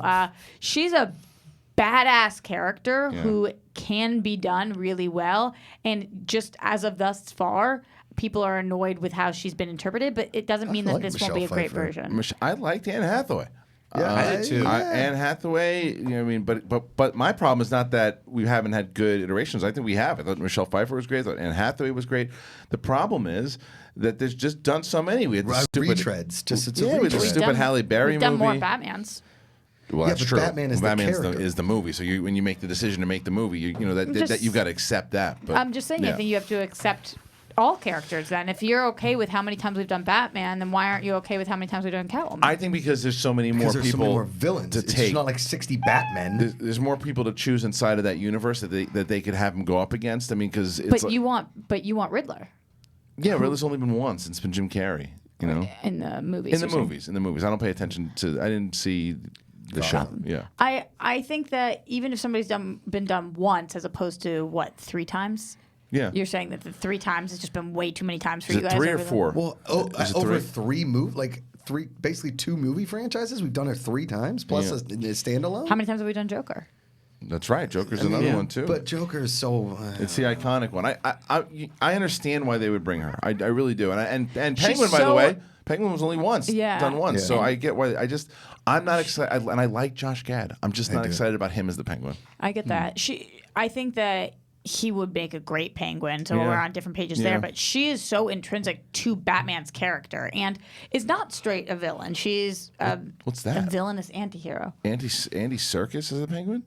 Oh. Is that something? It's just something that people want. Oh, I want it. That's a good one. He would make an excellent Penguin. Yes, you just changed my mind. Now I want the Penguin. but I think that the Josh Gad one's probably more. Well, he's been Just teasing based on off- Twitter, yeah. right? So he probably is actually wanting the role. No. Yeah, I don't know. He's doing a signed Josh on yet. Macuga for Jeopardy thing. Yeah. Josh Gad for Probably Penn. I'm doing going to that. reach out to Matt Reeves. And what about this, though? Remember Gotham City Sirens? Yes, I do. Okay, so there which was rumor. turns into Birds of Prey. Right. It was rumored that Catwoman would appear. So if Catwoman's in this movie, don't you think that they're setting her up for this? So what they were thinking was after the Birds of Prey film, they're going to do a Gotham City Sirens Right. movie, which this would make sense. They're holding back a lot of the main bad women. Where's Vicky Vale? Well, I think Vicky Vale only became super popular because Kim Basinger was so hot. Yeah, it's not. I mean, that's well said. That was my dad's celebrity crush. Yeah, she was Really? really. Yeah. My dad, too? Sybil Shepherd and Kim Basinger back in the day. Oh my I don't know God, if there's any sexier women than those two. it was crazy. Okay, now we're getting out of the. Now We're out of it. Also, I was curious what Nightwing story Mena was talking about. I was in the chat, Yeah, and a lot that of people I'm not were familiar wondering. with. I wonder if it was Batman Beyond. That was that storyline. Okay. I'm not sure. Not sure either. Yeah, I don't know if it. Hey, Alex. I don't know if it fully. Does Alex have something to say? Yeah, Okay. I think he had some. I got to tell you before you start talking. You knew. Is that his new interjection? 'Cause I like it. Cody, I always love you, but that is you just hit a slam dunk, buddy. You just hit a slam dunk with that one. You're really great. You just threw a slam dunk right into the tube. All right, go ahead, Alex. Yeah, so Nightwing is actually Dick Grayson, who was the first Yes. Robin. The second Robin is the one that was killed by the Joker and turns into Red Hood. Yes, Right. that's what I was. So he has signals crossed a little bit. A little bit, but that was fine. You know, there's been so many Right. iterations, and I didn't think it was appropriate to say on air. Right. And he said he wasn't a big comic fan afterwards anyway. Yeah. So he's just, Although I do actually think he would make a great Nightwing. Yeah. He was accurate on that. I think he would be really strong there. the other kid that would be good is that kid from Cobra Kai. Joe Carnahan. Oh, No. Who is it, Miguel. Alex? Oh, Tim Miguel. Drake or what? Friends call me John Paul. Not John Paul Jones. definitely. He wouldn't be. So you can call me John Paul No Jones. one is calling you John Paul You Jones. call him Nightwing? Stop it. Maybe we should call him. Like if we were his friends, what we call him? Yeah. Well, I don't know what we're gonna call him, but you know what? I'll John tell. Paul Jones. Yeah, we had that joke. It was good. Cody was done. The joke was going good. We had it. We were there. We almost had it, and then Oh, the fucking dog at the bacon. yeah. Right. Okay. Can't help that though. No, can't. Yeah, can't help that. All right, so that's the villains. Who do you guys think should be the villains? Do you think Is it there should like be anybody else in the comics that nobody talks about that there could be somebody other than Scarecrow Joker we've or done. I mean, yeah, Batman there's tons Mr. of Freeze, Mr. Freeze, There's because it was tons so of it was people. done, in that corny way. Who's Calendar Man? I'm saying Oh, no. Calendar Man would be great, and Hush would be great. Okay. But the Hush is not what they're doing. No, I No. know. So What's I Hush do? hope sooner or Kite later Man? they get it. What the hell's Kite Man? Kite Man? Is that no? what is Kite Man? This is the George Costanza thing. Your favorite animal's a frog. Frog is wrong. Yeah. Kite Man is wrong. Kite Man. Man? He is a kite. That's basically he's what? What is that? That's not real. no, it is real. Really? I think, but I'm not familiar with Kite Man. Zoom in for that. Kite Man is a fictional supervillain. He doesn't look like a supervillain. He's got a kite. What is he? Kite What is he? Man? Just an angry kid on a beach No, trying to no. mess with your stuff when his Okay, kite? first appear in Batman 133. Oh, all right, Kite Man. I'm blind, so I Kite can't read the Man? rest. I don't think. Is you can- Alex trying to get us to like Kite Man? I don't think that you can sell Kite Man and get him taken seriously. No. Who's your villain in this one? Kite Man.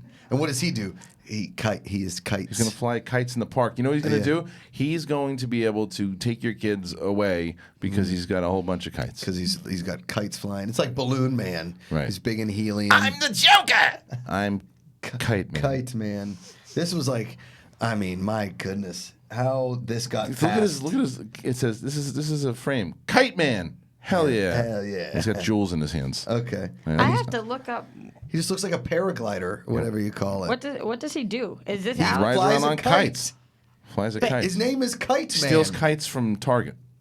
He flies in his kite. When he lands, he Yeah. buys another kite at That's right. Target, like you That's right. said, Yeah. and then he flies away. He steals them from Target. And He's a villain. But here's the thing that's tough about Kite Man is he can only fly if somebody runs holding a string with him first. I And swear to then- God, if we have in the comments people pissed off over Kite Man, I'm not- I unbelievable. quit. Unbelievable. I quit. Kite Man, Kite hell Man. yeah. Charles Chuck Brown is a man who armed himself with kite weapons to be used to commit crimes. He flies Right. with a big kite strapped to him. He also uses a barrage of kites to Kites. overwhelm his And enemies. I was the one that was saying we don't need another Catwoman. Give me Catwoman over He- Kite Man. He has run afoul of Batman, Who are you? Robin, Hawkman, and Hawkgirl Who on are different you? occasions. I'm Kite Man. Okay, I want to see this in the next Batman. Kite Man shows up, and we get an Indiana Jones moment where he goes and just pulls out a Shoot. batarang and throws it in his face. Kite Man. Kite Man. Even if they just called him Kite, would be more intimidating. so Kite Man. What would you say your superpower? Look at my back. I have a kite there. So Hold on. I got it. Oh, the wind isn't tough enough. I'll You give, beat I'll me, give the Batman. string to my niece, and she Too could take windy. him on a roll. Not a windy day, Batman. You've defeated me. Let me throw some names out there, and you guys tell me if you guys would rather these villains, okay? Anyone over Kite Man? Yeah. All right. Is Kite Man in there? 'Cause Would you he's gonna rather be in see there. He's Bane number again? Bane? Maybe, but not too soon. No. Not right away. Not right now. Would you rather see Scarecrow? Yes. Not right now. No. We just saw him for 3 movies. Would you rather see Joker again? Not right now. Either Jared Leto or If Joaquin Phoenix comes in, maybe. Joaquin is actually the other man who plays Kite Man. Kite Man is Joaquin. And Joaquin plays the Joker. Yeah. Hello, Kite Man. of the rest of these, I don't think you guys are going to care about. Anyone Clayface, over Deadshot, Clayface Mad over Hatter. Kite Man? Really? Yes. Clayface over Kite Man. Clayface sounds You really- intimidating. you really don't Clayface like is a that. good, Yeah, is Clayface a is a great bomb character. Batman villain. Yeah. What? Yeah. Clayface. Black Mask would have been cool, but they're doing that for Yeah. Birds of Prey. But still, but they can still do that. Hugo Strange. Right. Again, yes. Those Killer Croc. sounds intimidating. Great. All Poison Ivy? intimidating. Intimidating. Wait. I'm Kite Man. Are you telling me that if you were, let's just say you stepped out, you're taking your daughter to school, Right. okay? It's a nice Thursday morning, sun is shining, birds are chirping. All of a sudden you hear, And Kite Man shows up. Yeah, you know Kite what I would Man? do? I wouldn't even call the cops. I'd call the security guards at the school to take him away because they could take him I away. want to make sure we're on the same so page. Just call the hall monitor. That's what I'm saying. He's fine. Yeah, anybody can take out Kite Man. One of these days, you guys are going to regret saying all this. Right. You think he's going to be like how Aquaman was? Because Aquaman was a joke for a long time. No, and now I'm just saying he might. Don't say anything. He might come get you guys. He's still Kite Man. pretty much a joke if you read that script before they actually went into production. Well, the $1 billion it made would probably see a little different. Yeah. I listen, and I'm not arguing the money made. Yeah. I'm just arguing the actual Now, who's dialogue this? in the Condiment King? Get the fuck out of here. That's not real. No, that is Batman a villain? real- A that's a Batman real villain? one. The Condiment King? That's a real one. And Kite Man? Yeah. Are you joking me? This is a movie. Condiment no, wait. King, I know. No, wait, Condiment King. So And you you got did so you've too. got Kite Man who's going to meet you at the beach because that's when he's the most powerful. But- and then the Condiment King is going to help you out with your hot dog. Yeah, Yes. he was in Lego Batman. That is true. Okay, he debuted in Lego. Okay. all right, that's fine. All right, but hold on, you made No, a really I don't good think point. he debuted in Lego. I think he was. No, he's in the comics. Yeah. Get out of here, Condiment King. Kristian. Who gets okay? Who doesn't get fired after the? after Bruce Timm and Paul Dini created him. There's so. ketchup on the floor. His name is Michael Mayo. Mitchell Mayo. Mitchell Mayo. from here. Mitchell Mayo, and he's the Condiment King. I mean, is him and Eddie Froman hang out? Ridiculous. Kristian. Kevin Ketchup. Batman once referred to him as the Mustard Man. I mean, come on. Is the mustard poisonous? Is the ketchup like acid? Okay, you go to the beach. Kite Man's out there. He's flying around. Right. You go to the boardwalk. You want a hot dog or a corn dog, maybe some You nachos? call Condiment Call King. the Condiment King. Yeah. Well, at least he's a king. Yes. Because the stupid ass honestly, Kite Man's just a man. Condiment King, a great name for a restaurant, but also more intimidating than Kite Man as Right. far as villains I go. he can don't poison you. believe, if I am remembering correctly, I don't believe Condiment King is actually a king. He's a king of the condiments. Yeah. We didn't think he was an actual king. We said at least he's a Roxy. king. Yeah, he's the king of the condiments. King Christian's the king of fart noises. He's not an actual king. There you go. Riley's the king of phone rage. You don't see he's actually wearing a crown. Roxy's the queen of getting lost. You're not an actual queen. The queen of being lost. Hey, excuse you. Yeah. Oh, okay. Well, sorry. the condiments, Slay. though, come to life, and they worship the Condiment King. Oh. So, wow, this is some pretty shitty villains. Condiment King Let's and all Kite go Man. to the movies. And it's just the condiments Let's coming all go to alive. the Right, and killing Yes, everybody. yes, Condiment yes. King. I've got you now, Batman! Take me away, Kite Man. And King for is- a real twist, veganese! Is it Dijon? Ooh, Yeah. spicy. Unbelievable. The mustard man. Right. What do you chance? Do you have any Grey Poupon? Oh, of course I do. On my kite. I'm going to kill the host of Collide Alive because he called Scorchies Torchies, and now I will kill him with hot sauce. All right, let's move on. Nailed it. We got some trailers. We got some trailers. Trailers. not to be confused with our latest Batman villain, Trailer Man, but trailers. The first one, the Once Upon a Time in Hollywood, was the first one I watched this morning. Oh no! I am in. Oh, I am in. What do you all know about Condiment King? He typed in Trailer Man. It was some guy who's killed somebody. It Oh, was not in a trailer in It was Florida. not as fun as I thought it was going to be. Yeah, it's Man probably, accused of shooting. Yeah, no, it was not. yeah, in a trailer. Bummer. But the trailer for Once Upon a Time in Hollywood looks came out. unreal. Holy shit! Unreal. It just jumped. Powerhouse. It is up there for me, man. I want to see this movie like immediately. Me too. It looks so good, and I like the little twist and tie-in that they have in there too. With the Yes, Brad Pitt one of us meeting. will take you. Yes. Is that what it is? Yeah. You want to go? Yeah. Sure. You're welcome. Did you did watch? You already told me this. Fighting with My Family. We talked about this. Did you watch it? No, I still you I handed gave me. it to you. I did not get it. What'd you do with it? That's on you, dog. And you handed it to me. I put it on the table. It was gone. I came in here to do the show. Yeah, I get nothing for you. It was gone. Somebody took it. That's how much I think I have sympathy. Yeah. I have a copy. I just don't. I have a copy for you. I Roxy. don't love the Broca has it. Collider office policy of if you leave your thing on a table, It's gone. It's gone. Like we did to those poor people that came out. I just don't love that policy. Like It's not a policy. There's It's a a couple legal of policy. them Finders that were keepers. It's not in the couch in the yours. studio. In the bed. couch. How did that happen? It's I think I have an idea. it's mine. Yeah, but it's There's not. a good copy of Teen Wolf out there. What? Nothing. All right, let's Okay. try to get to this trailer, That was please. fun. The trailer itself looks really good, man. Yeah. It looks everything I want from a Tarantino movie. It looks like the dialogue's going to be a lot of fun. I like just the fact already that opening scene with Pacino and Pitt and DiCaprio moving through. Like you see him kind of as a big shit movie star, and then it's happening, man. I'm a has-been. Yeah. Like already. Oh, I loved this trailer. So Loved the it. guy that plays Charles Manson was in Justified. Okay. I mean, he's been in a bunch of things, but I most notably know him from Justified and a couple other things. He is a creepy looking Creepo. dude, and this looks like I knew that was a turn in there, but I didn't see that turn coming that way. I mean, it is really really cool. Yeah, but that was the whole thing. Is when this movie was announced, nobody really knew what it was going to be about, and they thought it was going to be about all the murders and stuff with Sharon Tate, and you can tell that that's a part of it. Sure. Maybe even not even necessarily the heinous acts, but the fact that he's just a character inside of this crazy story. And that time in Hollywood, it's You awesome. loved it. Yeah, I did. I think that the performances look so stellar. Right? Tarantino does a great job getting people to be at their best. Yeah. And this is exactly up my alley. I mean, obviously it's too soon to speak because I haven't seen it, but I would not be surprised if this was the best Tarantino film yet. Wow. I would not be surprised. Based solely on trailer, this is Yeah. the most Tarantino, the most Josh Macuga Tarantino. Me too. film. Me too. It feels great. Riley, did you like the trailer? Oh, I love the trailer, Yeah? of course. Yeah, I see old school Pulp Fiction meeting this now. I'm so It excited. just What looks are people fantastic. saying? I don't know what's Well, the chat room saying. Let's get the chat. Well, I mean, the people who saw it.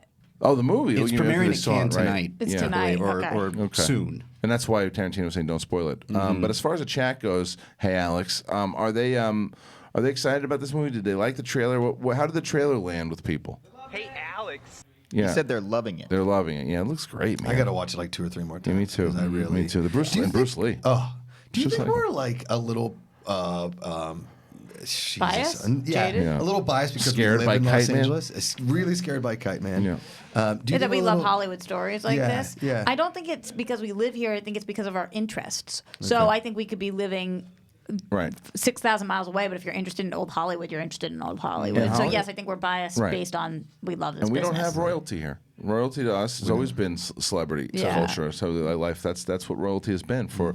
And so I think that and because it's Tarantino, Nolan, Scorsese, they can sell movies on their name. You know what we should do? This could be a really fun game. Is after it premieres, whatever, I can set up a bingo card, right, of LA landmarks that are going to be in the movie because you already see them in The Westwood Theater. You see Westwood, you see Musso and Frank, Right. you see the Polo Lounge. Yeah, he's gonna. It'll be a love letter to LA. There's Yeah. no doubt about it. Right? Would you put Spielberg in that? Yes. Yeah. Even though his movies nowadays they don't have the same kind of Spielberg in what? in his spinning list out a of- stellar movie. It adds some power to it when you say, well, Spielberg directed it, but it doesn't necessarily mean people are lining up to see it right away. It doesn't become an event the way that it used to be. Who do you think is the number one director where it is that case? Is it Nolan or Nolan? Tarantino? And maybe James Cameron.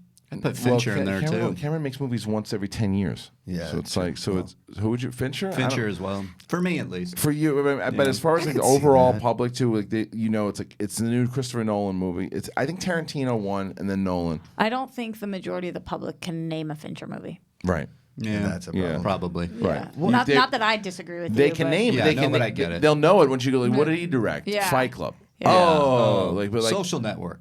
Right. Yeah, They might not then know. you get that. a little Right. wider. Yeah, and we're not talking about you guys, the super hardcore film fans. Because I'm sure I just got yelled Like my at. parents. Yeah, right. Anytime I think about these things, I think about my 91-year-old Grammy and my 22-year-old sister. Yeah. Right. And if neither of them can do it, that's my gauge. Your sister will be able to tell you, or someone will be able to tell you, like Pulp Fiction. Yeah. They'll know that Tarantino did that movie, because it's just so linked to him. So I mean, rarely do you see, if ever, have in my recent memory, a movie open up with the 9th film by Quentin Tarantino. Yeah. Right. That's the point. Like, that was really cool, yeah. though. And I'm glad they did that because that's the selling. That's why I think he's the number one as far as selling a director being able to sell his own movies with his name, and then Nolan's number 2. Yeah. And now I put Scorsese as 3 because Scorsese didn't do because I think Silence didn't matter if he directed it or not. Nobody wanted to see it, and I love that movie. And the thing for me with Tarantino is I'm just really excited that he's doing this as opposed to like another ninja or western because I didn't like. I mean, I like Kill Bill. I like it. I know. I know. Yeah. I like it.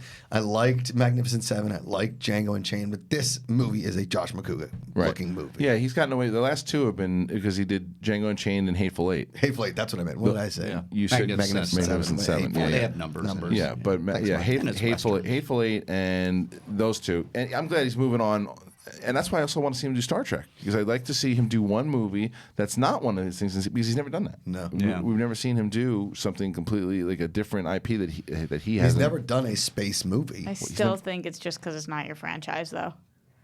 That's why you're excited about that because it's not your franchise. But you're saying like opposed Star to Wars. That or Like if he was doing Star Wars. Yes. Yeah, I mean, I definitely It's easier to have him the test dummy be a thing that's not your franchise. I understand where you're coming from, but the only pushback that I would give on that too is because the fact that he's a hardcore fan of the franchise. Now, if you told me he was a hardcore fan of Star Wars, I would push back and say, yeah, I'm very excited for it. For a saga? If he was a big fan and wanted to do like his version of it to where it was connecting into the world the way that because Star Wars has very different rules than Star Trek has. Star Trek you can kind of branch off and do a lot of stuff because it's not connected to a lot of things. I just have not talked to any, and I'm Star sure you're Trekkers. out there, but I have not talked to diehard Star Trek fans. I love Star Trek. I'm not a diehard. Yeah. I've watched all this. I really do like it, but the diehards are not into it. Well, and he's doing talked a to Star Thad Trek about movie? that. It's heavily rumored, or not even heavily rumored. He's talked about it to where it's been in heavy negotiations and been talking about it that He it could be a wants thing. to. He wants to do Really? it. Yeah, and the other thing is I think it's very similar to what we were just talking about with Guy Ritchie. It's that and there's not that same kind of hardcore passion. And people love Aladdin, obviously, but not the same way they do for Star Trek. They've been locked into these movies for years and years and years and years. That like a Robert Meyer Burnett or like a Jason Inman will be like worried of what his style, or that will be worried about what Tarantino's style will bring. The same way that what kind of style is Guy Ritchie going to bring, and is that going to overtake Aladdin? It's a similar conversation, and it's so I just think that he would. I think he's that kind of director that understands what the fan base would want. So I'm for it. Opening weekend. Once Upon a Time in Hollywood. What do we think? 60, 65. I was going to say 58. Yeah, 60. Yeah, I think you're right. Nine? No, 60, 65. Yeah. Okay. Right. Yeah. I would be surprised if it does more than 70. Yeah, me too. Is it up against anything? Probably. Can bring up It's July 26th. Yeah, it's so. probably I'm very curious to see when that comes out, because that's right towards the end of the summer season. And so Once Upon a Time in Hollywood. Is it the same weekend as Lion King? No. Lion King is the 19th, and so it's week 2 of Lion King. So yeah, Lion King week 2 is still going to be kicking ass. So Once Upon a Time in Hollywood probably do 50, 60. I put it at 50 Yeah. because of Lion King. Yeah, and I wouldn't. Yeah, push I'd back go a on little that. lower. Dora. It's just comes such out. a different audience. Yeah. Yeah. Fast and the Furious comes out, or Hobbs and Shaw comes out on August 2nd. So yeah, it's in the middle there. Yeah, it's about between 50 and 60. I hope it gets that like word of mouth, like a Pulp Fiction. Dora coming right after Lion King is going to take a huge chunk out of Lion King's second weekend. It's going to be interesting. I agree with you. I think it's going to be. It's going to. I've Dora still the haven't seen Explorer? Yeah. I haven't seen the Yeah, trailer that yet makes for sorta it. You like the trailer, right? Swiper, no swiping. Swipers, no swiping. Yeah, I do. Okay. It's also that girl that we really like. The girl from Fighting with My Family? No. From Sicario. No, from Instant Family. Oh, right. Isabella Moner. And Sicario. Sicario 2 or Sicario 1? 2. Okay, I didn't see it. She was in Transformers The Last Night, I'm unfortunately. pretty sure that I just didn't miscredit her, right? Yeah, Isabella Moner is an American actress and singer. She played the lead role of C.J. Martin on the Nickelodeon television series 100 Things to Do before high school, and played the film role of Isabella in Transformers. Wasn't she the girl in Sicario? Instant Family. No, but she was. Okay. She was in Sicario. Yeah, you know the movie Sicario Sicario, 2. the part 2. Day of the Soldado. She was in the sequel to Sicario, Roxy. You guys are so mean. Roxy, What? you're having a rough day. The Outpost. The Outpost. Don't worry, civilian. If you I can can't tell- get your car down the road, and let me use my kite. Kite I was man. going to say, Kite Man, what are you doing here?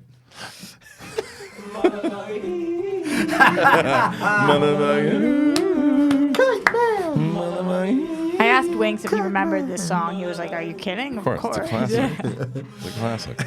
Yeah. Can you imagine? It was his wig. Speaking of which, how's the reception been on that? Have you been getting? Did I tell you kind my of things? mother listened to it? No. My mother listened to it, and talking about the one-on-one that aired on Friday, and she loved it. She thought you were she thought you were amazing. She's she thought you asked all the right questions. Your mother or your mother-in-law? My mother. No, my mother-in-law. You find the computer. I like that girl. Yeah, but my mother actually she loved it. She's like she asked all the right questions. That's so nice. Yeah, I thought you she did an liked it. amazing job, Thank Kristian. you. You too. It was good. It was a lot of fun. So that was the last too, one. Mark. Yeah. Thank you. I Mark. was there just looking at questions. Yeah, he was checking his email. Beware! what's- Look to the sky, for it's Kite Man. Kite Man. It's true. With the lightning. Which one of you Now guys we is got going to dress caught in as the Kite lines. Man for Halloween? I'm lazy. I'm gonna dress as Condiment King. just Put some mustard and ketchup I'm gonna on carry you. around hot sauce. I'm just going to dress as myself and hold a kite, Yeah. and I will be Kite Man. Kite Man.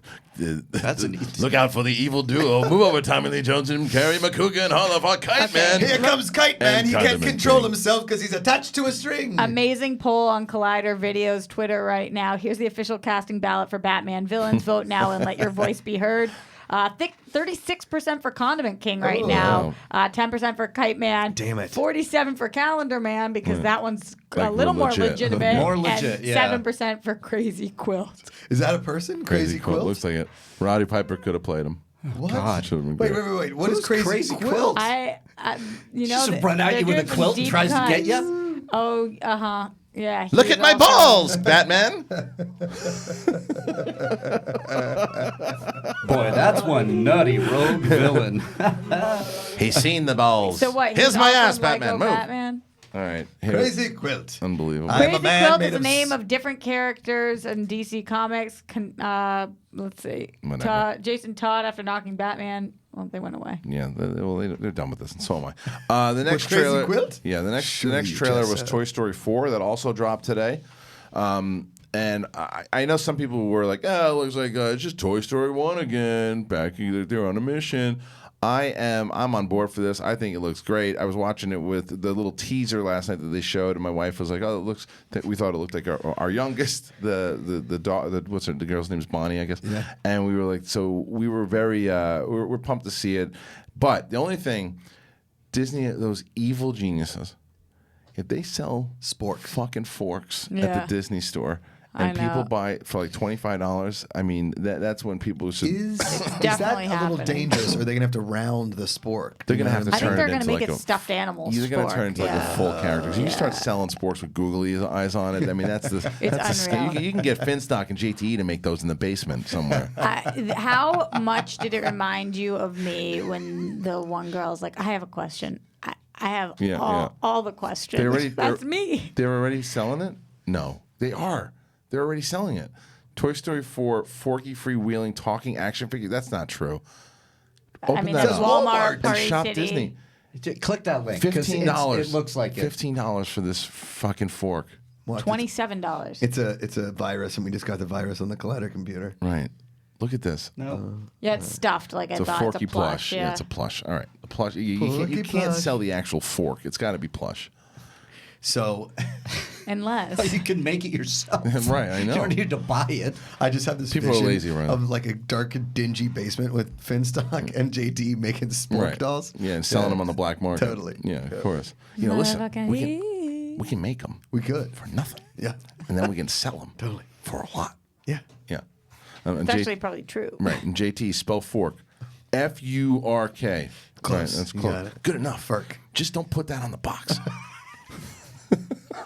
Why was Little Bobby and the Juice little? Why wasn't it just Finstock and JTE, like the I know, animated that's- adventures of those I two told guys? I told Dagnino before they came up with the Little Bobby and the Juice that I would pay a lot of money to watch a Little Bobby JTE animated series. Totally. That would be so epic. Little Bobby, Little Evil. Yes. I mean, are you kidding me? Oh my goodness. That would Yes. be it'd be really great. Maybe that's the sequel. Maybe that's it the is. sequel. I mean, could you imagine the episode when he falls on the bird and breaks his teeth? Oh, I mean, so it's, good. It's real life. It's My hard to my entertain daughter life. the other day, she's like, never get on one of those things. JT hurt his face on it. so good. It's good that the should do lesson that. traveled to her. Yeah, That's well, some it's good the truth. stuff. It's the truth. All right, so the Toy Story 4 trailer.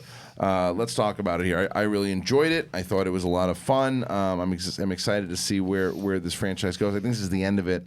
I think Woody will probably wind up just sticking at this fair or wherever the hell. He's going to find new friends and stay. Riley, what do you think? What happens with Woody, or No, just just what I in think? general. In general.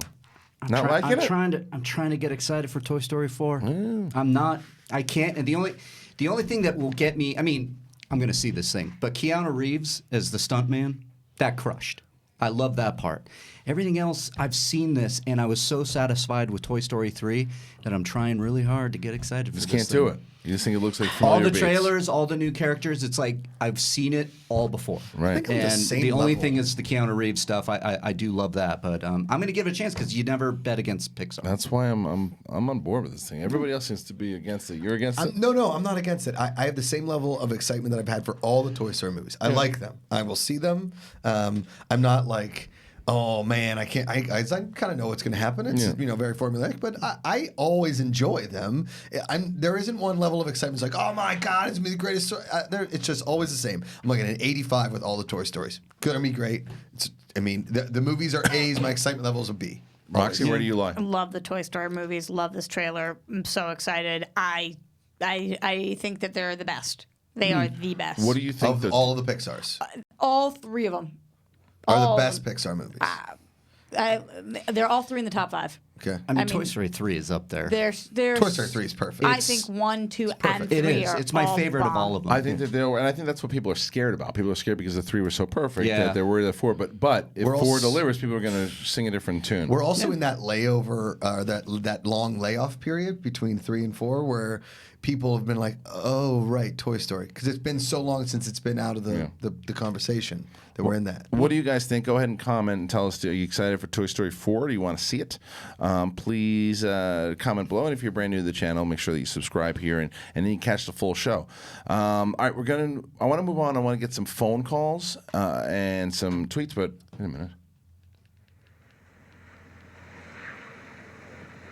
There's wind blowing. There's power. It's this summer. Batman tries to take on Kite Man. Stupid name. Roxy, that one you can say the bit. Yeah, this We got summer. a smile from Roxy on that one. We did. No, We she did. knew she can say that one bombed. That one you can say bombed, and that's fine because it did. Because I lost the characters. I was hoping somebody was on the phone. You thought it was going to be a phone call? Yeah. John Wick 4 has been announced. It did. It got announced. Got John announced. Wick 4. Did you think he forgot or what happened? No, he put it in there, but that's the most exciting news I've heard. Yeah. Oh, I didn't even know that. So it's been dated for May 21st of 2021. Good. Yeah. Makes sense. Duh.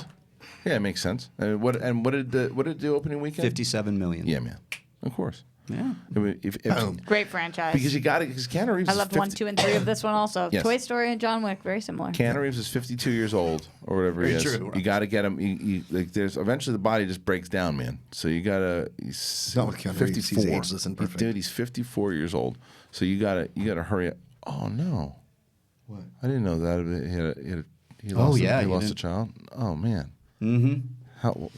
Oh God, how That did was that a while happen? ago. Really? I don't remember, but yeah, it's something that he's talked about. What just made you say that? I just It's- saw. it's in the- I just saw on the bottom. It's just- Oh.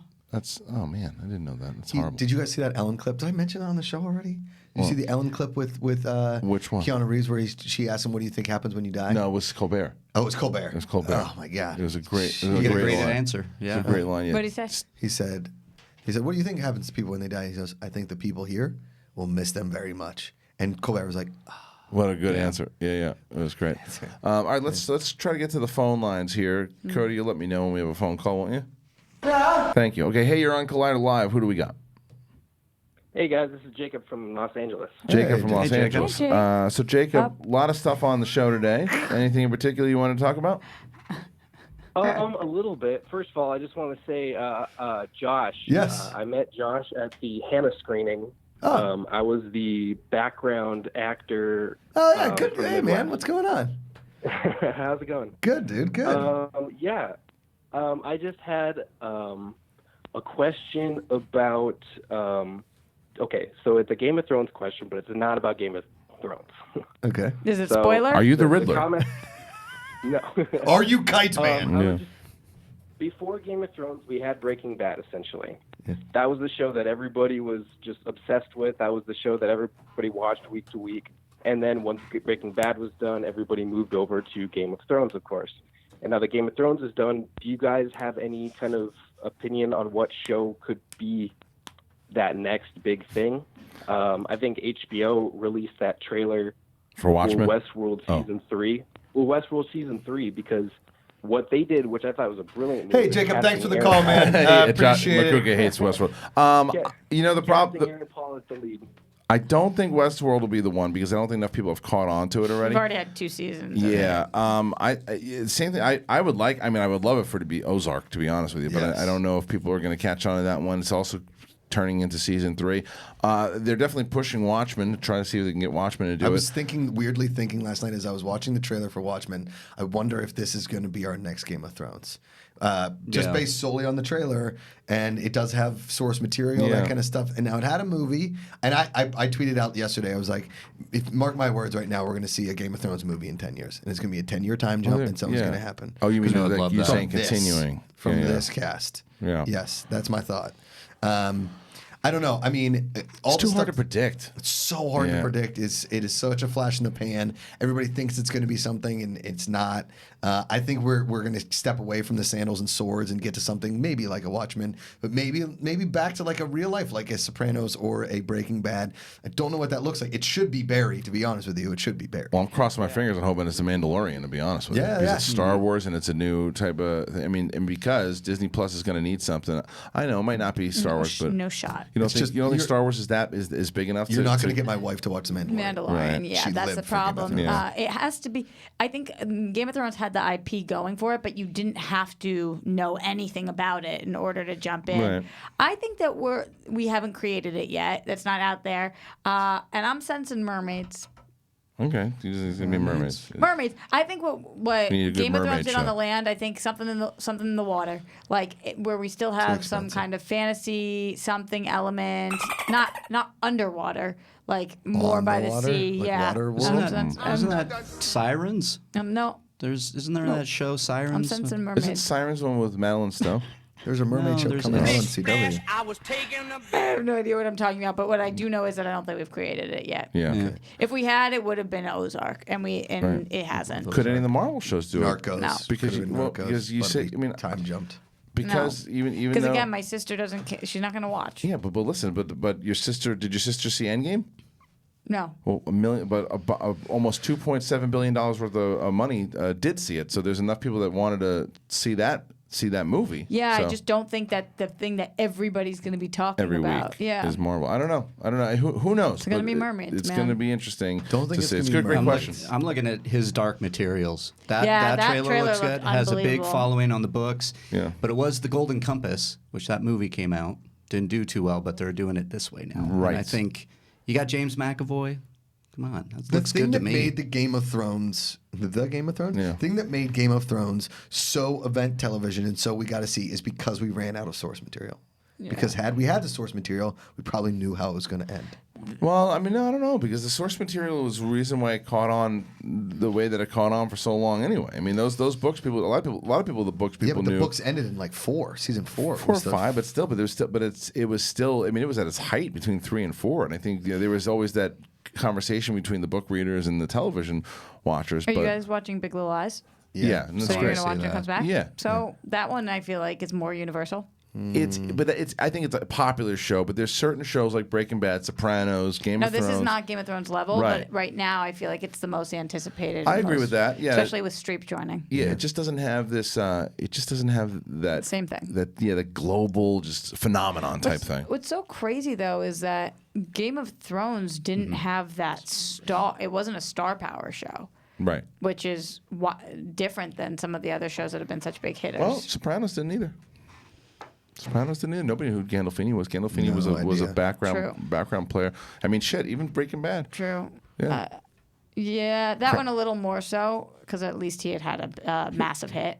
He was on a sitcom. Yeah. he was the sitcom dad because they didn't want to cast him. No, in that. I know, but I'm just saying Bryan Cranston it wasn't like he was.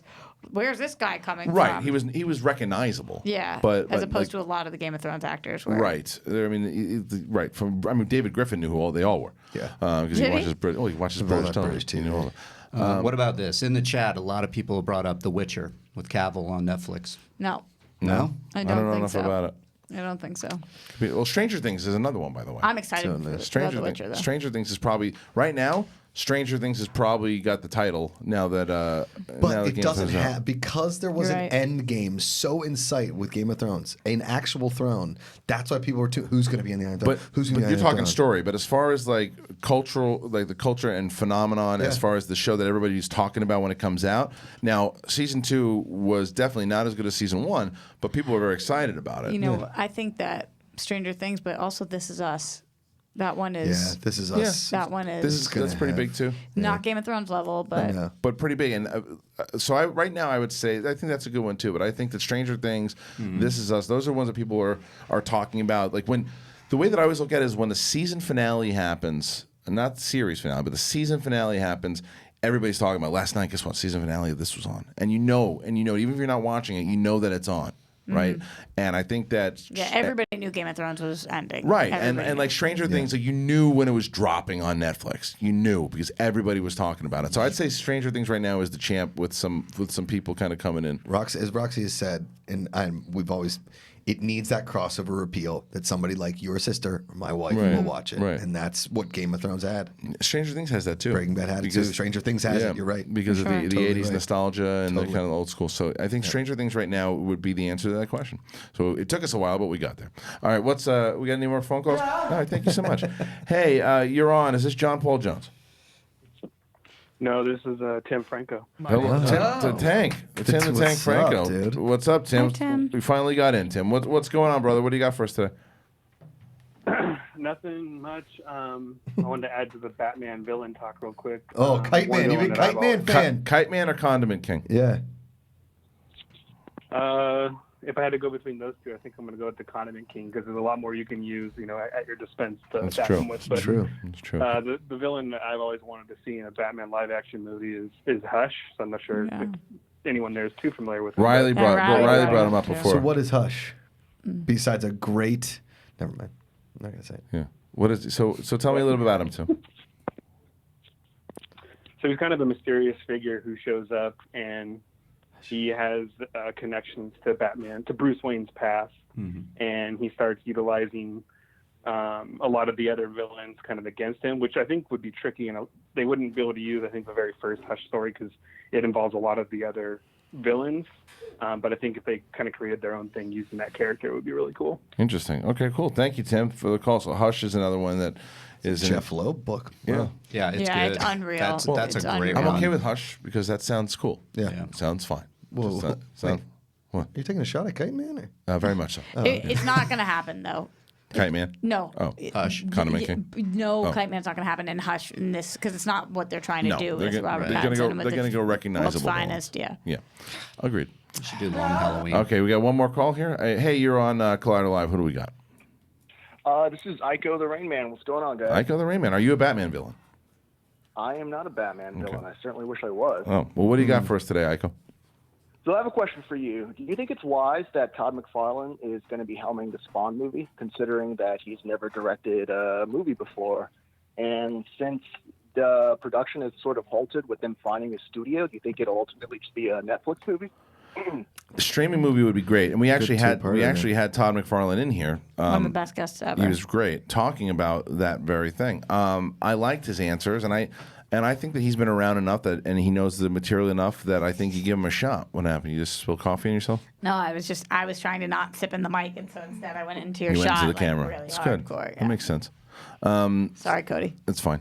No, I definitely caught that interview. It was a fantastic interview. I love Todd McFarlane. My only mild criticism I would ever give him is that he's attempted to launch Spawn before in many different mediums, especially with like the animated series. Yeah. I think there's been like 3 attempts, and he's never been successful. So I'm just like keeping my fingers crossed that we, get a dope Spawn movie. I'm with you on that. Here's the thing with Spawn and I'm a Spawn fan. My brother had all the Spawn comics. I think Spawn has a really tough time crossing over into the medium because it is such a cult dark, classic. and it's dark. It's dark. Yeah. It's really, really dark. And I think it is a hard time catching on with fans that aren't Spawn fans. And I don't think there's enough Spawn fans out there to really carry a show to the point where like a big medium, like a Netflix or something, is going to say, "Hey, this is what we want." Let's just say ratings on a show, like he's talking about before. If Netflix does a movie and it's great, by all means. I don't know, man. I mean, they take shots on way less known properties Netflix does, and I think that when you have somebody like Todd McFarlane, I think an 8-episode run on Netflix as a I know they're doing a movie, but an 8-episode arc, because the HBO series, the animated series, was awesome. Oh, I loved it. Yeah, loved it. Actually, a Netflix series would be awesome. Yeah, agreed. If I was the creator of something, I would want to keep giving it a shot. Yeah, I of would course. want to, and I think that sometimes it is hard to step back and figure out what is best for the property when you're so in it. But after talking to him, I really feel like him sticking with it, he'll get it. Because he's also, he was being a little political about it, but you can tell he thought that the movie with Michael Jai White was a shit bomb, right? And even Michael Jai White himself said there were so many problems on that movie that he wasn't the problem. Michael Jai White was fantastic in the movie, but the movie was shit. And so the animation, all of it. So Todd McFarlane was probably looking at that going, I'm telling you, we saw it on HBO. This thing can work. Let me do it. I'll do it myself. And he's trying so hard to get it to go, and it's not easy to get movies made, even with streaming. So I hope it lands in streaming, to be honest. I would much rather see it there because I think it's got a better chance to survive and be successful. So I agree. Thanks for the call. All right, so Riley, what's going on in the Facebook group and Twits? Yeah, there's a Facebook group. We got a bunch of questions. Yeah, what do you got? I'm gonna go with this one. Yeah. With some people not liking the last season of Game of Thrones, what would you say with the director Miguel Sapochnik directing one of the new Star Wars movies? I'd be all in for that one. It's a matter of He's a fantastic director. It's a matter of take, and it's a matter of what's the movie. Yeah. What's his take on it? He did Battle of the Bastards. He did The Long Night. He did the one where Danny lights up everything. He's a great action director. Put him on like a John Wick or something. It would be badass. The one where Danny lights up everything. Yeah, Game of Thrones he hasn't. just made it a Friends episode. The one where Danny lights up everybody up. That's true. The one where Jamie has sex with his sister. Yeah. That would be a fun thing to go through. That's a fun Collider.com article. Is taking all of the Game of Thrones episodes and giving friends titles. Yeah, that's funny. But the one where the kid falls out the window. Yes. the one where the kid who falls out the window becomes king. Yes. Let's do it. The one where everybody dies at a wedding. Right. Exactly. The one where the giant gets stabbed through the head. The one where Arya borrows someone's face. All right. That's good. The one where John accidentally bangs his aunt. Right. Oopsies. Oh well. Okay.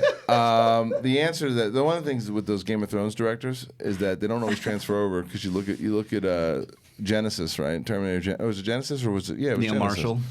Yeah, and he did. Well, he did The Descent, which is a fantastic horror movie before he did Game of Thrones. He did Thor: Dark World. What you got? So. Yeah. What's that? What you got? I just got texted from Kaiser. He's really upset about your. He wants to call in. He wants to talk to you about your. What you He's said. upset? Yeah, have Kaiser call in. Kaiser Permanente or Kaiser Sose? Yeah, Permanente. you know what we'll do what we did last week. So I'm going to give Kaiser. Can you type in the number to Kaiser? Do you have the number? Give the number to Kaiser. Have Kaiser call in, and then so I need all the fans. Vaughn Kaiser from Mike Tyson's Punch-Out? Stop that. We need everyone to stop calling. Kaiser rolls from Philadelphia? And if you don't, we're gonna have to hang up on you. If you're not Kaiser, we're gonna hang up on you. So, well, he doesn't have the number yet. Hey, you're on. He's been trying to call. Hey, you're on Collider Live. Who do we got? Hey, this is Parker. No, I'm sorry, Parker. You're not Kaiser. Yeah. No, Parker's Cody got so excited. Cody, you like this game, don't you? It's my favorite. I know. All right. All right. So Kaiser, keep trying to call in, buddy, and we're gonna get you on the phone. So let's get to the next call. I got this. All right. Ready? Parker was probably so excited. Hey, you're on Collider Live. Who do we got? Hey, how you doing? It's Saul. No, sorry, Saul. You're not Kaiser. I don't feel as bad for Saul as I do for Parker. All right. Saul's gone. He was trying. Yeah. That's happened to Saul twice now. You got it. This is actually. I think I would just say I was Kaiser. Is this how we lose subscribers? No, actually, you know what? The only reason why is is this Kaiser? It's not. That is Kaiser. Is this Kaiser? Yeah. Let me hear. Let's Kaiser. So where do we first meet? Who's this, Alex? Oh no. Okay, this is Kristian. Where do we meet? Kristian, it's Kaiser, you asshole. We met at UCLA. Yeah, all right, this is Kaiser. That's Kaiser. All right, so Kaiser, you're hearing Roxy talking about potentially poaching the Smasher. How do you feel about that? Well, first of all, Roxy, you should know better than to talk about techniques live on the air. You're a smart person. We can talk about this, at a match somewhere, I don't know, in front of the dungeon somewhere if you want to swing by. But, don't talk about techniques. I didn't reveal the technique. I could have, and he's not my player right now, so I wouldn't threaten me. It's a conversation you should not even be having now because you're smart. I respect you. Smets wouldn't last 2 days in the mafia. He'd get whacked. He can't keep his mouth shut. That's 100% true. If I got to break out a muzzle for the kid, I will, but that's not on me. I think it is on you, and I think that my players would not be caught dead doing what he was doing because I've trained them better than that. And I think that, make sure you're talking to your guy and keeping him in line. Otherwise, it's not me on air that's going to spoil his secrets. Well, I'll tell you something. You know what I like about this conversation here, as you are apparently running around with Kite Man there, Kaiser. Yeah, Kaiser, take it easy on the kites. Huh? So I'm at a car auction in Youngstown, I'll have you know. Youngstown, Ohio? Yeah, I'm at a car auction. I got to pick up a few things. You know me, I'm always hustling. All right, listen. Look for John Macuga right now, the conversation about Manager of the Year has already come down to between Kaiser and Roxy. So the fact that one of those players, she's saying you better watch your back here because maybe she'll take the Smasher. Do you think the Smasher would ever go with Roxy? Are you out of your mind? Yes. Why would he go with her? She's got some talent. That girl knows what she's doing. She probably will win Manager of the Year. I don't give a shit about that. I only care about winning a belt. And the Smasher knows if he's going to do that, he's going to do it with me like he has from the beginning. I have to say, I have to respect that. I'm like fucking old Nick Nolte in that Tom Hardy movie, pissing off that thing. That's why it works. Warrior? Yeah, Warrior. Yeah, that one. Yeah, that one. What happened? Do you want to say it? What happened? No. We can do it after the call. Okay. All right. Listen. All right. So I guess something. I respect that you don't care about getting Manager of the Year and that you want to just make sure that you win a belt. I think that's awesome, and may the best man win. All right. Well, Kaiser, we just got some news that I got to try to cover. See, I voted for you, but then I realized how far you just down the list. I had to take it back and throw him one. All right. Well, Kaiser, thank you for calling. I got to hit on this one story real quick before we get out of here. But I'm sure this isn't the end of it between you and Roxy. Is everyone alive? What's going on? Yeah, no. Yeah, so there was news that broke. And we'll do it real quick. We'll cover it for the last 4 minutes of the show. Go ahead, Riley. Yeah, Masters of the Universe has been officially dated March 5th, 2021. Whoa. Interesting. Okay. All right. So that means they're going to really. So that means that means that they're somebody confident. in the chat had pointed me out to this that I'm going to look for it. That Mortal Kombat reboot is also coming the same day. Same day. March 5th, 2021. That's Mortals of the Universe. One of them will move. Yeah. One of them will move. What? Mortals of the Universe. I don't know, Mortals man. of the Universe. I don't know. So Mortal Kombat gets the same release date as Masters of the Universe. This is. Yeah, I got to tell you, that McJ interview yesterday confused the hell out of me. Yeah. Yeah. It confused the hell out Because of now me. they've gone back to what he was pitching Right. initially. 'Cause he but told- he was right that happens all the time. It happens all the time. He said he wanted more of a James Gunn, Thor Ragnarok kind of Masters of the Universe, which I couldn't want less. And then when I talked to Goyer was like he wanted it really serious and wanted to go Star Wars meets Lord of the Rings, and that's not what they wanted to do. And that's exactly what you want. And that's exactly what I want. And now it looks like they're going back to that Thor Ragnarok shit thing. So Because he wanted the James Gunn Guardians of the Galaxy gun. right. But if they're going to go that route, I wish. And by the way, I wish it love was Ragnarok. McG. I just don't think it works for Masters of the Universe. If they're going to go that route, I wish it's McG. If they're going to do that anyway.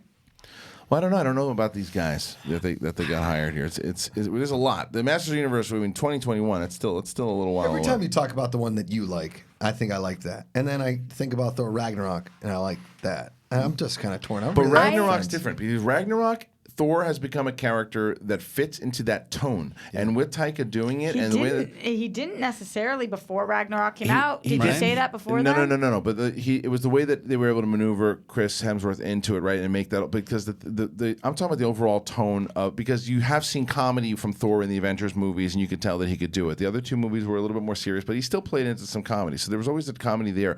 Masters of the Universe, to me, seems more epic to where you can take the Star Wars universe, blend it with Lord of the Rings and Game of Thrones, minus not as adult obviously, and that to me is more. It's more exciting. It's more. It's not the same old shit that we see. This is not my franchise, so I have to take Kristian's word for it that pitch is smarter because you're such a bigger fan than I am. But I think that there's ways to kind of incorporate all things, just like we saw in the Thor trilogy. I mean, you only are saying that now because we've seen what he can do. This hasn't been cast, No, I so know. we It don't can know work. what these actors can do because we don't even know who's playing them. I know it could work. I'm just saying that we have the He-Man, vision. though. They're casting All right, look, He-Man. we're out of time here. That's so true. I'd like to thank our guest today, Aladdin himself, Mena Massoud, who came in. Thank you so much.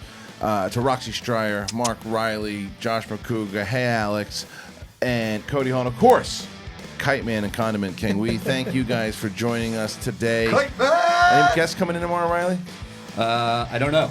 Perfect. Thank you for that. Yeah. Do this every day. All right, guys. We'll see you tomorrow on Collider Live. Make sure you subscribe to that channel if you haven't done it already. Peace out, Mother F's.